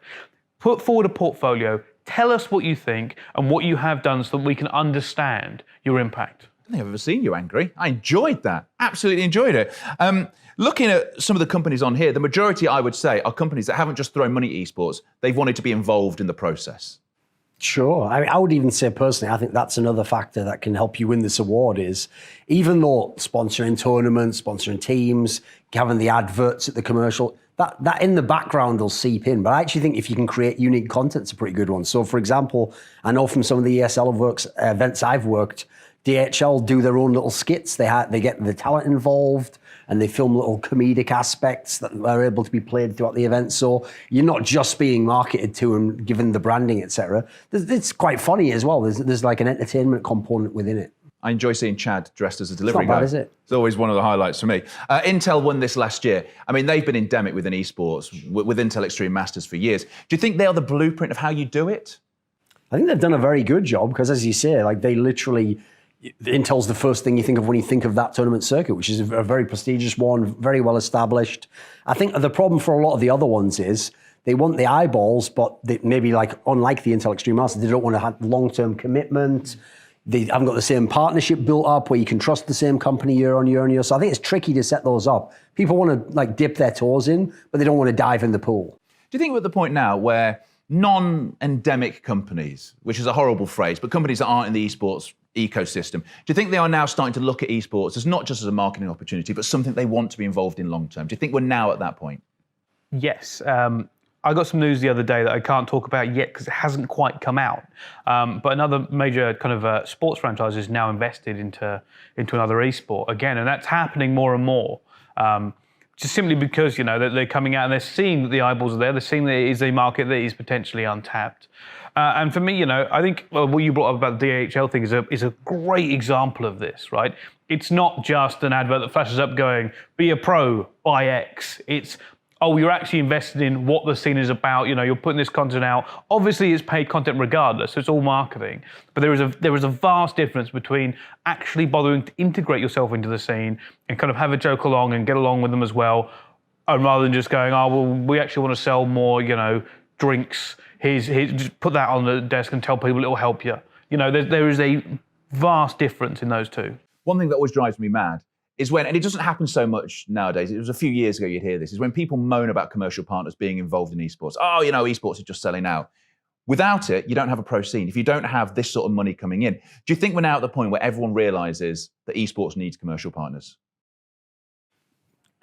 To some degree, I would say the problem is we've obviously got a very young fan base generally. I think it skews younger. So just without life experience, they haven't themselves worked in an industry. Maybe to them, there's still the sellout angle. I will say even that part, actually, I think soft nowadays when people say you're a sellout, they're usually joking when they say that. It's usually a bit of a meme. So I think people get it on some base level. I'd hope if they're going to rave about the big prize purse numbers, they understand someone has to open the coffers and actually give you that money. You ever sold out? No, I haven't had the right price yet, but I'll update you on that in about 10 years. There you go. More thoughts about the commercial partner in esports, but what are your thoughts? And you can put those thoughts across by voting on who you think should win that. www.esportsawards.com/vote. Let's move on to our next category, and that is the Esports Supporting Agency of the Year Award. Now, this award aims to recognise all of those fantastic companies working behind the scenes to ensure players, teams, orgs are all able to deliver the best performances without distraction. The Esports Supporting Agency of the Year. Character Select Agency, Code Red Esports, ESG Law, Evolve Talent, Loaded, Hitmarker Jobs, National Association of Collegiate Esports, Freaks for You Gaming. Now, if you look at the list of the finalists at this award, I mean, some people go, this is a very dry category. But once again, this is something that makes professional esports and the scene today what it is. On there's a lot of talent agencies. That's not all that make up this part of it, is it? There's a lot more supporting agencies out there, but they're just not being put forward. Yeah, I think so. I mean, you talk about, nutritionists, the people behind the scenes, dietitians and even physio in some regards, helping players and sports psychologists trying to figure out what comes out the best way for these players to play at their very peak here. And it's not something that's really spoken about. Maybe it'd be like an anecdote on a desk or something, saying, I know they've been with their sports psychologist this week. But it is genuinely a big supporting factor, and it's becoming more and more prevalent, right? It is becoming something very mainstream in esports that you have to take care of your players to get them performing at their peak for the majority of the time. And they're just not spoken about at all. And it is something, even in the awards right now, no nominations coming in because they don't think about it in that regards. So it is something we need to see more of. Last year's winner, Evolve Talent, they're still a strong player in this category. Absolutely, yeah. I mean, if Ryan Morrison obviously is a pretty big figure within the space as one of the main lawyers that people have known for a few years. We need these sorts of people, in theory, to represent the players, make sure they get a fair deal. The key thing now is everyone has their agents and has the people they work with. So if you're the coming to the table and you don't have one on your side, well, you're going to get run over by the other guy, aren't you? So you kind of need those people, even as a necessary evil, to battle each other in some ways. What do you think makes the factors of the agency that will win this, Brycey? What do they need to have? Well, first of all, they need to not be lazy because let's be perfectly clear here. I said this before about portfolios, but these companies, they write PR stuff for a living. That's what essentially they are doing the majority of the time. They're selling. Sell us what you're doing here. Because there are a lot of internal aspects that we're never going to know about, right? We don't know everybody you represent. We don't know how you've helped the people you are supporting. You tend to know a lot when an agency is bad because people will be on social media, they'll be screaming about it and flaming them. With a lot of these, well, pretty much every single agency on here, you know they're good because you don't read a lot about them on the internet because they will have satisfied clients. Or they're just so powerful that those clients can't speak out.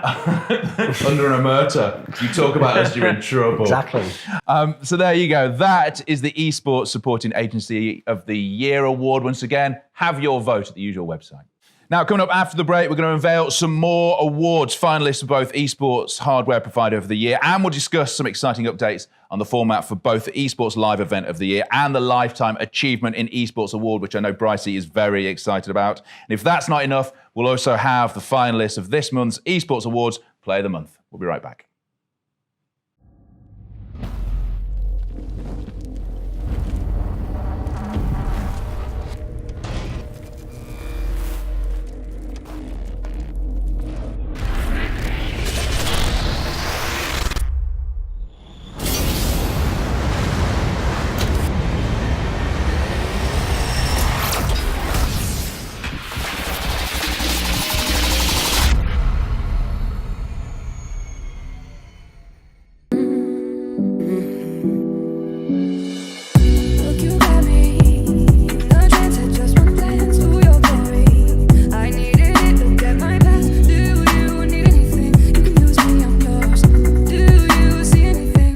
Change arrangement.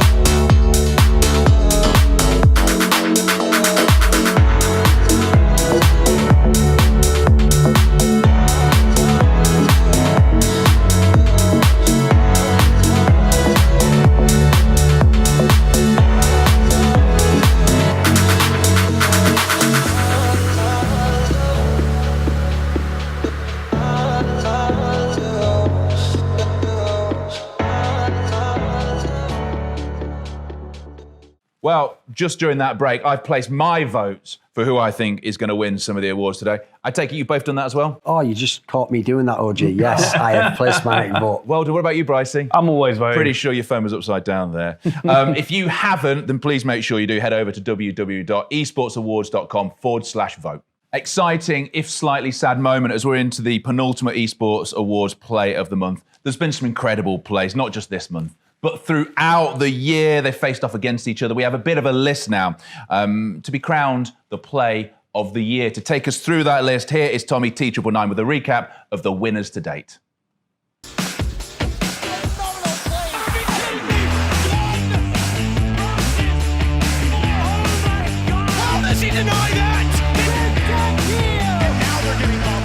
What a round from him! What the hell did we just see? Look, my God, that damage! You show me more. Oh, that is going to end the game. Whoa! And he gets the kill. Esports Play of the Year. Award goes to.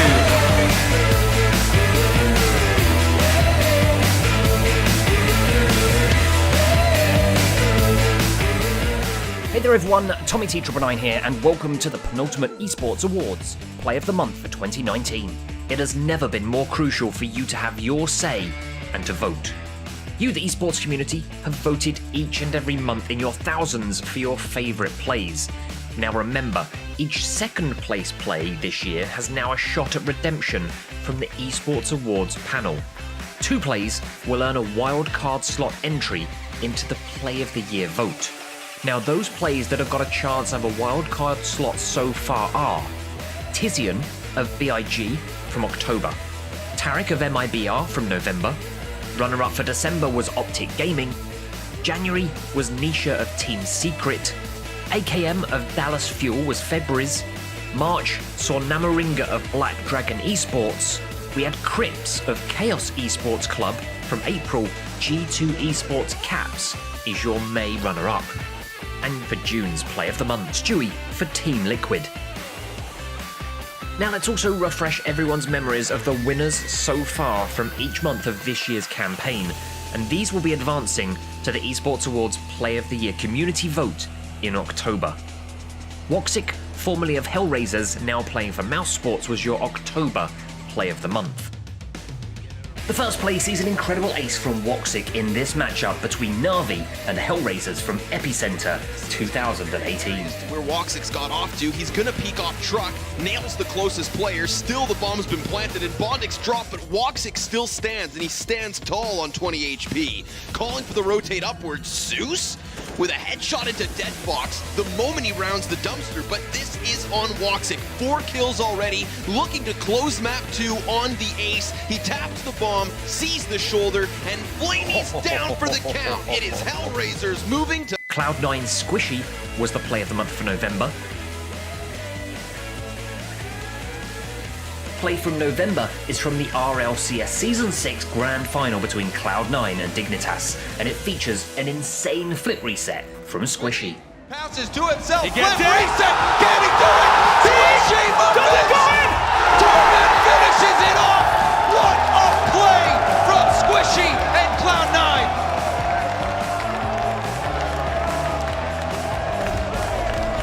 There's never a stage too big for that man not to. And in December, it was Laxing, formerly of Cloud9, now of Team Reciprocity. Laxing pulls out a mouth-watering ace at the United States Nationals against Elephant Gang to secure the match for his team. Trippin trying to get aggressive. They're trying to get everyone back off of the garage drive. Trippin going to find one in the zone, immediately reflagged by Laxing. Cloud9 playing this to a T right now on these trades. And oh my goodness, Avian going to peek out as well. And is Laxing going to go massive? Oh my goodness, Cloud9! No overtime at all for this matchup right here. G2 Esports Caps won the January Play of the Month. Caps picks a fight against 4 players from XL Esports, killing 2 of them and shutting them down on the Baron, saving the game for G2. Shutdown gold. Cagel is worth so much money, but look at the burst damage. Caps isn't done yet. He's got 1, he's got 2, he's gonna get taken down. But February was won by Sexy Cake of Team Liquid.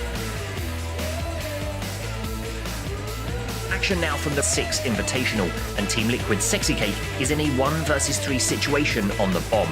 Picking off the first with great positioning, Sexy Cake then takes down the final 2 onrushing opponents to secure Team Liquid's place on the main stage.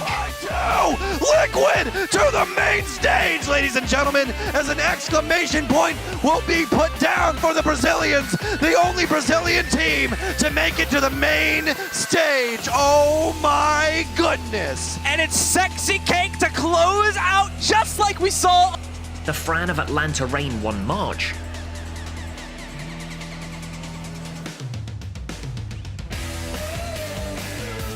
This play will be on many highlight reels to come for its sheer inventive brilliance. The Fran manages to climb onto the roof before leaping off and grabbing all 6 members of Paris Eternal. Tosses in the grab, they're gonna make it work. And Cruz taken out by the ensuing self-destruct. Atlanta Rain breaking through that in the most stylish way I've ever seen. Ben Best in a... Natus Vincia's Simple won the April Play of the Month. This month sees the 2018 Esports Awards PC Player of the Year Simple of Na'Vi in a 1 versus 4 situation and doing what he is renowned for. Unfortunately, on this occasion it's not quite in time, but Simple takes down all 4 NRG players in a truly stunning play. On the 3rd, and Simple hit Cirque as well? No way he hit that 3rd shot. That makes up for it. Well, too little too late as they will get the defuse through. NRG will take the round, but only just. The winner for May is Young of Evil Geniuses. Picking up 3 sublime kills, Young then carefully navigates his way to the final member of FaZe Clan, springing out and claiming the final kill. Oh my god, what is that? Young quad kill! Who does that? What was... And the winner for last month's play was TJ Halley for Optic Gaming. A truly incredible play on show from Call of Duty as TJ Halley goes huge in this game, amassing a 10 kill streak whilst defending the zone for Optic Gaming. Finding kills that are insane to see, and even gets an EKIA for the next one. He's on a 10 spree, no one on Heretics has 10 kills. No one else in the lobby. There is only one way any play is guaranteed to join any of these incredible players and plays, and that is by you heading over to www.esportsawards.com/play of the month, and you cast your vote for your favourite play each and every month. Now, let's dive straight into the action for July. Jacob.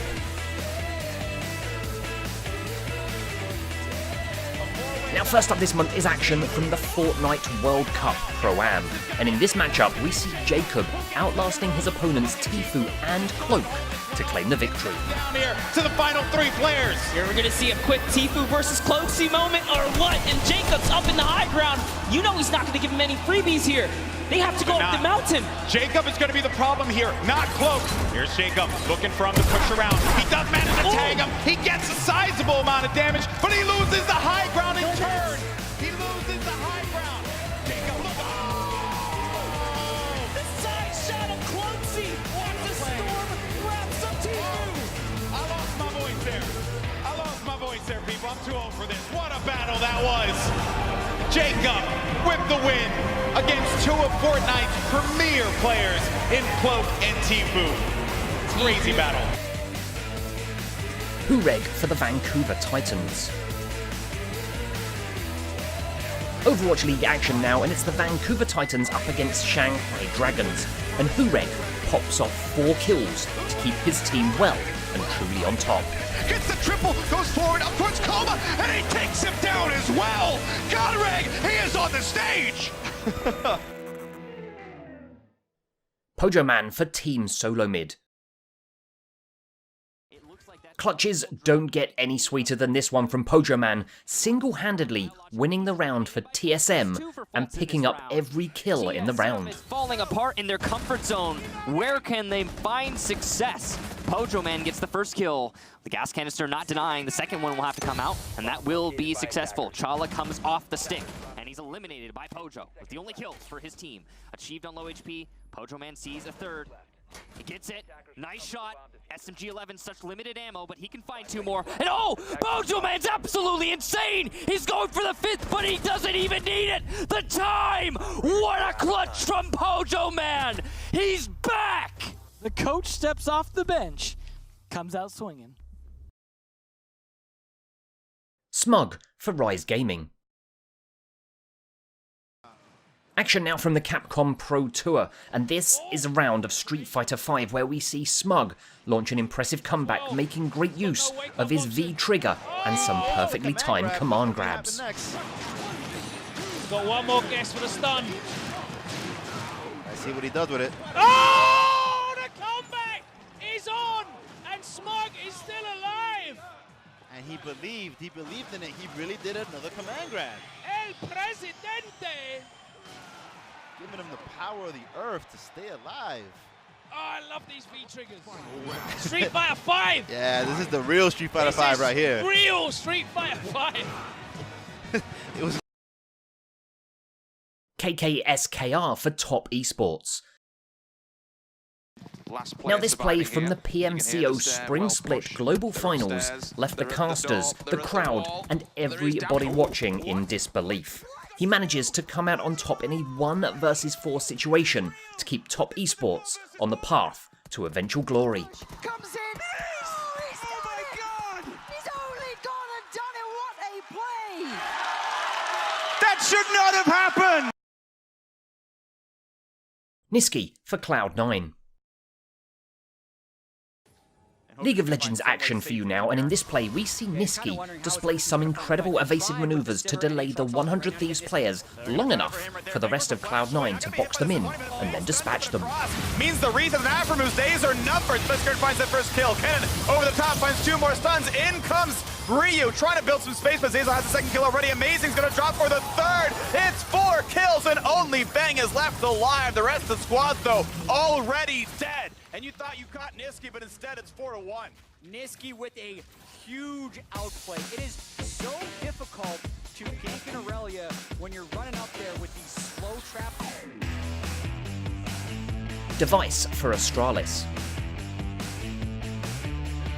Your 7th play this month is from the semi-finals of ESL 1 Cologne and sees Device secure an AWP ace, which included shooting Alex in midair and nailing both RPK and Apex with just 1 shot. Oh, you've got to be kidding me! He takes every single one from nothing to the AWP ace!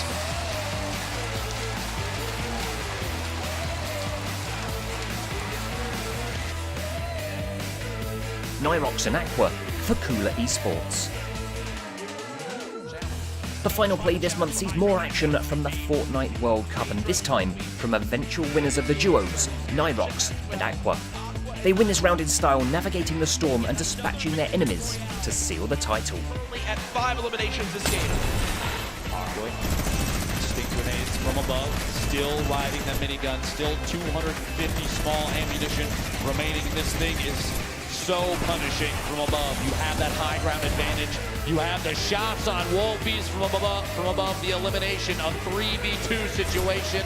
Aqua, Nyrox looking to pick up the first World Cup back-to-back victory royale, Jack. Pressure coming on in, they drop down low, the tag's coming. Oh my gosh! There it is! A 17-point performance from Aqua and Nyrox as they win it again. 8 incredible plays to choose from this month. The responsibility lies with you to vote for who will progress to the Esports Awards Play of the Year vote in October. Whether you prefer aces, clutches, comebacks, or championship deciding plays, head on over to www.esportsawards.com/play of the month and cast your vote.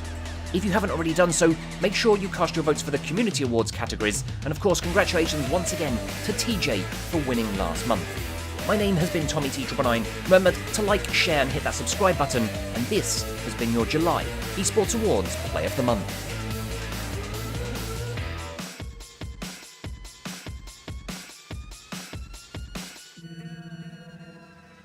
He does a tremendous job every single month bringing us those plays. You've both watched them. You both sat there. I didn't see you take notes, but mentally I think you were taking down some things. Which stood out for you? I actually am not going for a single thing. I think there's been so many Rainbow Six clips submitted. I think it's great that that's kind of getting the recognition of it. Obviously, none of them are doing my tactic of hiding in the bathtub, pointing at the window, but they all seem to be very, very talented at kind of knocking these kills down. And once you understand, the complexity of how difficult it is in that kind of game to make those, I think it's great kind of showcasing, Rainbow Six, that level of play. I've never played such a stressful game as Rainbow Six. Oh, it's so intense, so intense. You just constantly, at any moment, think you're about to get shot in the back of the head and they're going to come through the wall. What stood out for you, Thorin? Obviously, I've got my own bias, but I do think that the CSGO clip, Simple versus NRG, was an unbelievable clip because for context, for people who haven't played the game, like that kind of spray control, in old versions of Counter-Strike, it was quite common, but actually with the mechanics of CSGO, you're not basically supposed to be able to get probably that third kill that he got. That was unbelievable. Do you think that's because, I think CSGO does quite well in Play of the Month. Do you think that's because it's so clear, the ability to see what's just happened? With a lot of games, there's so much happening at the same time that unless you know the game, you can't really see what the skill was. With CSGO, it is, to all intents and purposes, a very simple game. I think that's why it does quite well. I also think it actually has an advantage that if you look at, for example, Rainbow Six is an FPS game, but look at the clutter on the maps and even seeing where someone's coming from and if there's movement there. CSGO is a lot more, like the visibility is very, very clear. You know instantly what's going on in the clip. Yeah, I think it's just, it translates very well for everyone. To be crowned the Play of the Year, what are you looking for? Well, it's going to have to be the biggest standout, most skillful, biggest crowd eruption, sort of something that no matter what esport you're in, you can look at and go, oh my goodness, what have they just done? You know, and sometimes context helps a little bit. Some of them obviously are going to be from very big games that can help push a game over the edge. But yeah, it's always going to be one of the ones where it's pretty much obvious whether or not that clip should even be in contention for Player of the Year.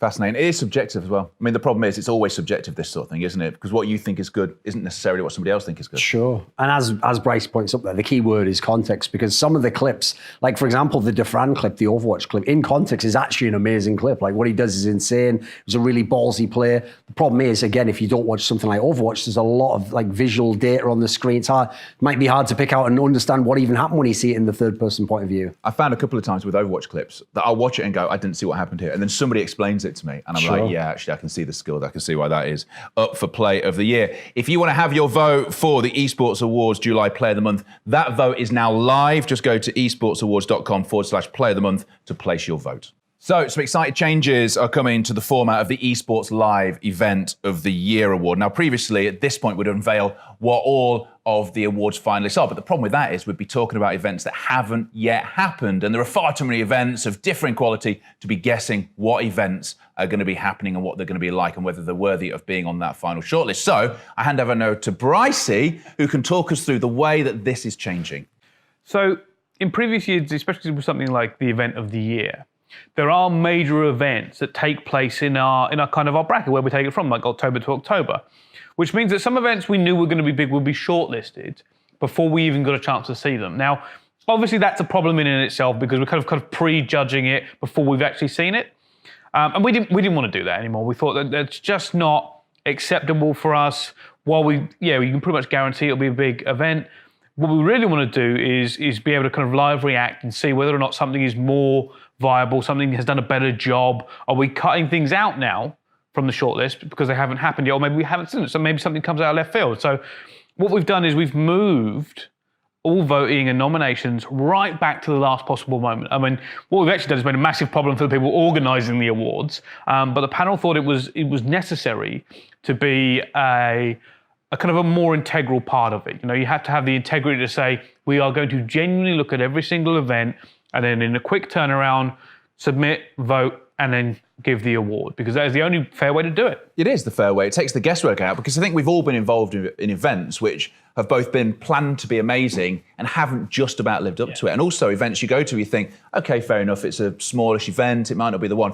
And just something about it makes it the event of the year. I mean, usually atmosphere, which is obviously, I mean, it's an intangible, you know it if you're there. But again, as you said, if you're not at the event, maybe the production isn't as good, can't match up to it. But if you were there, you just said that was that's the biggest problem, like Brycey says.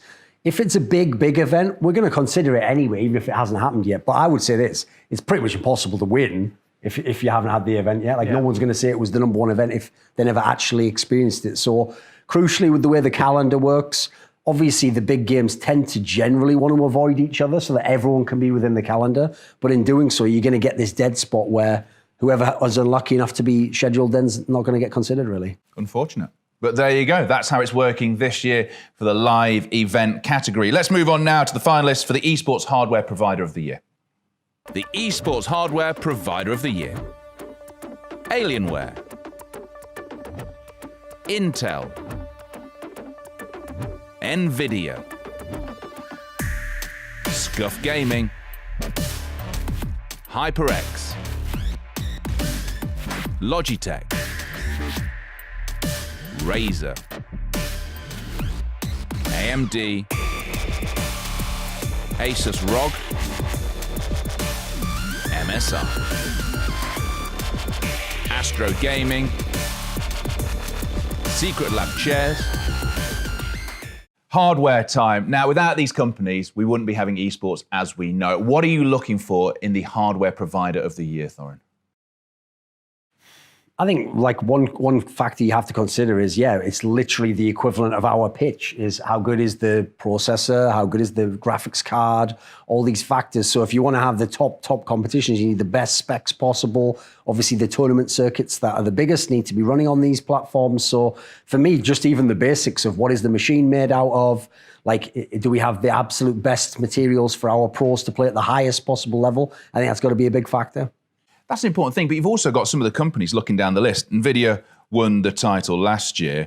You've got companies like AMD who make it possible, because they make cheaper equipment, they make it possible for people in the grassroots area to get involved in esports in the first place. Yeah, and it's one of the things we look at, right? It's very difficult for us to judge this one because we take into aspect, like, obviously, you know, how good is the product they're putting out there, but how much is it used? Who are people actually using this product? You know, how accessible is it? All this sort of stuff. So I think 2017's winner was Scuff. And one of the reasons for that was because going into competitive console esports, you know, there was almost nobody who wasn't using it. It was so prevalent. They'd also come up with award-winning designs that had patents that Microsoft were having to deal with them with, you know, these massive strides they had taken. And like, you couldn't really ignore what they had done and, you know, their hardware in the scene. Looking down the list of the finalists, who do you think is going to win this year? Where would you go?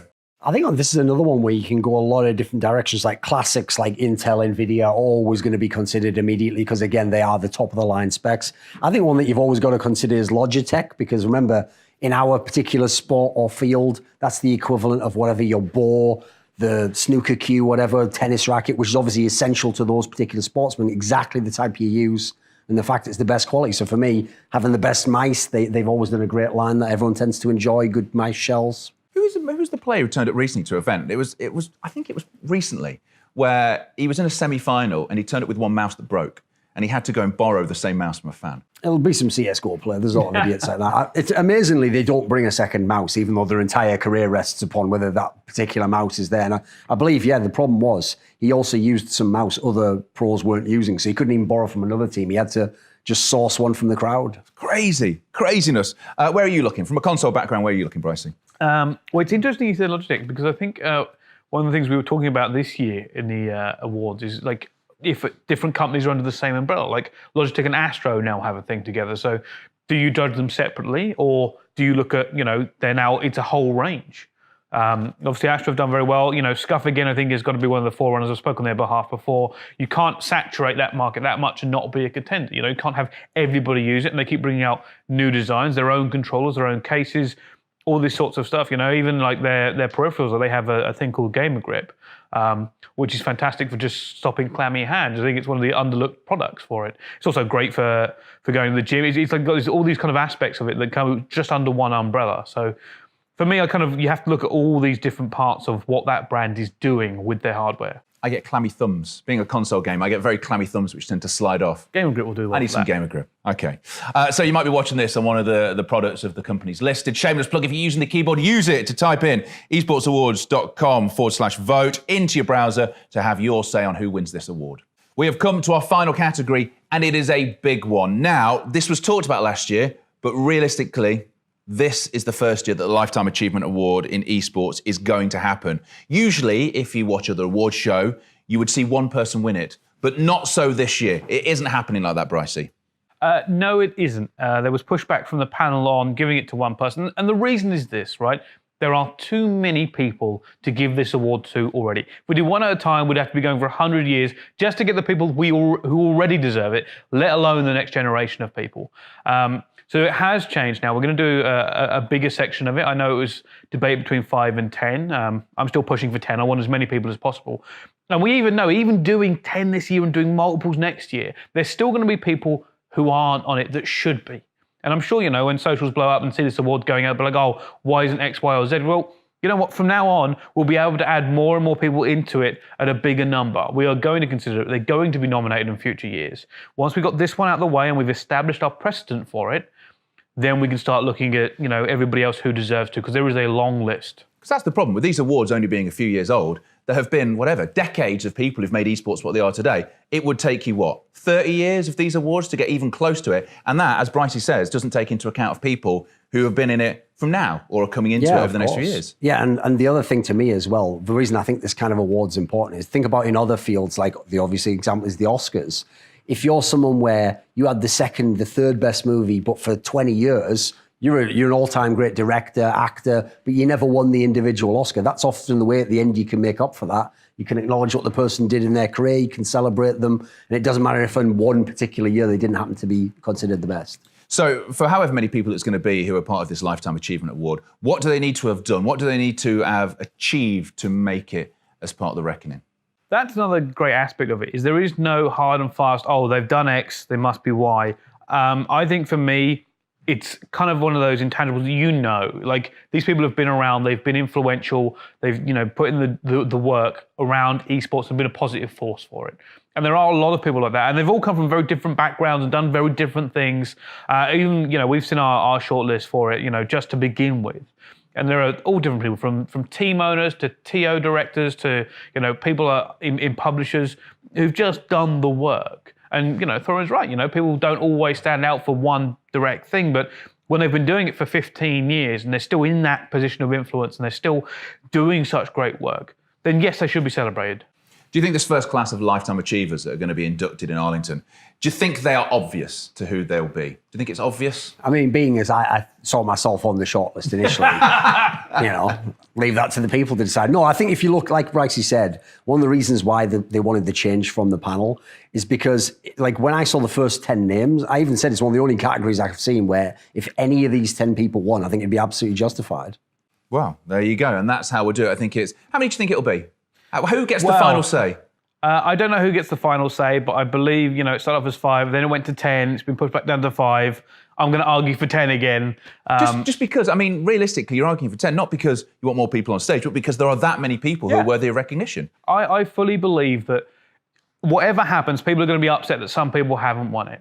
So I believe get as many people in now, and then those set are kind of our very first base. And then as we go forward, maybe we don't do 10 next year, maybe we do 5, and we figure it out from there and induct more and more people in. It is going to take time. And obviously people are going to feel snubbed regardless. But just know the fact that if I could, we'd probably do 100 in the first one, but that's not realistic, and it kind of would cheapen it for the first entrance here. So for me, I think 10's a good number. It's almost as exciting for me to see who's going to make the cut and who isn't. And there you go, we are done. They are your Industry Awards finalists. Make sure you cast your votes right now. And remember, there's still time to get tickets to the Esports Awards 2019 ceremony, hosted by Arlington, Texas, at the Esports Stadium in Arlington. If you go on the website, usual way, there's a few left, and I give you the OJ Borge no money back guarantee. You will not be disappointed by attending what is going to be one of the events of the year.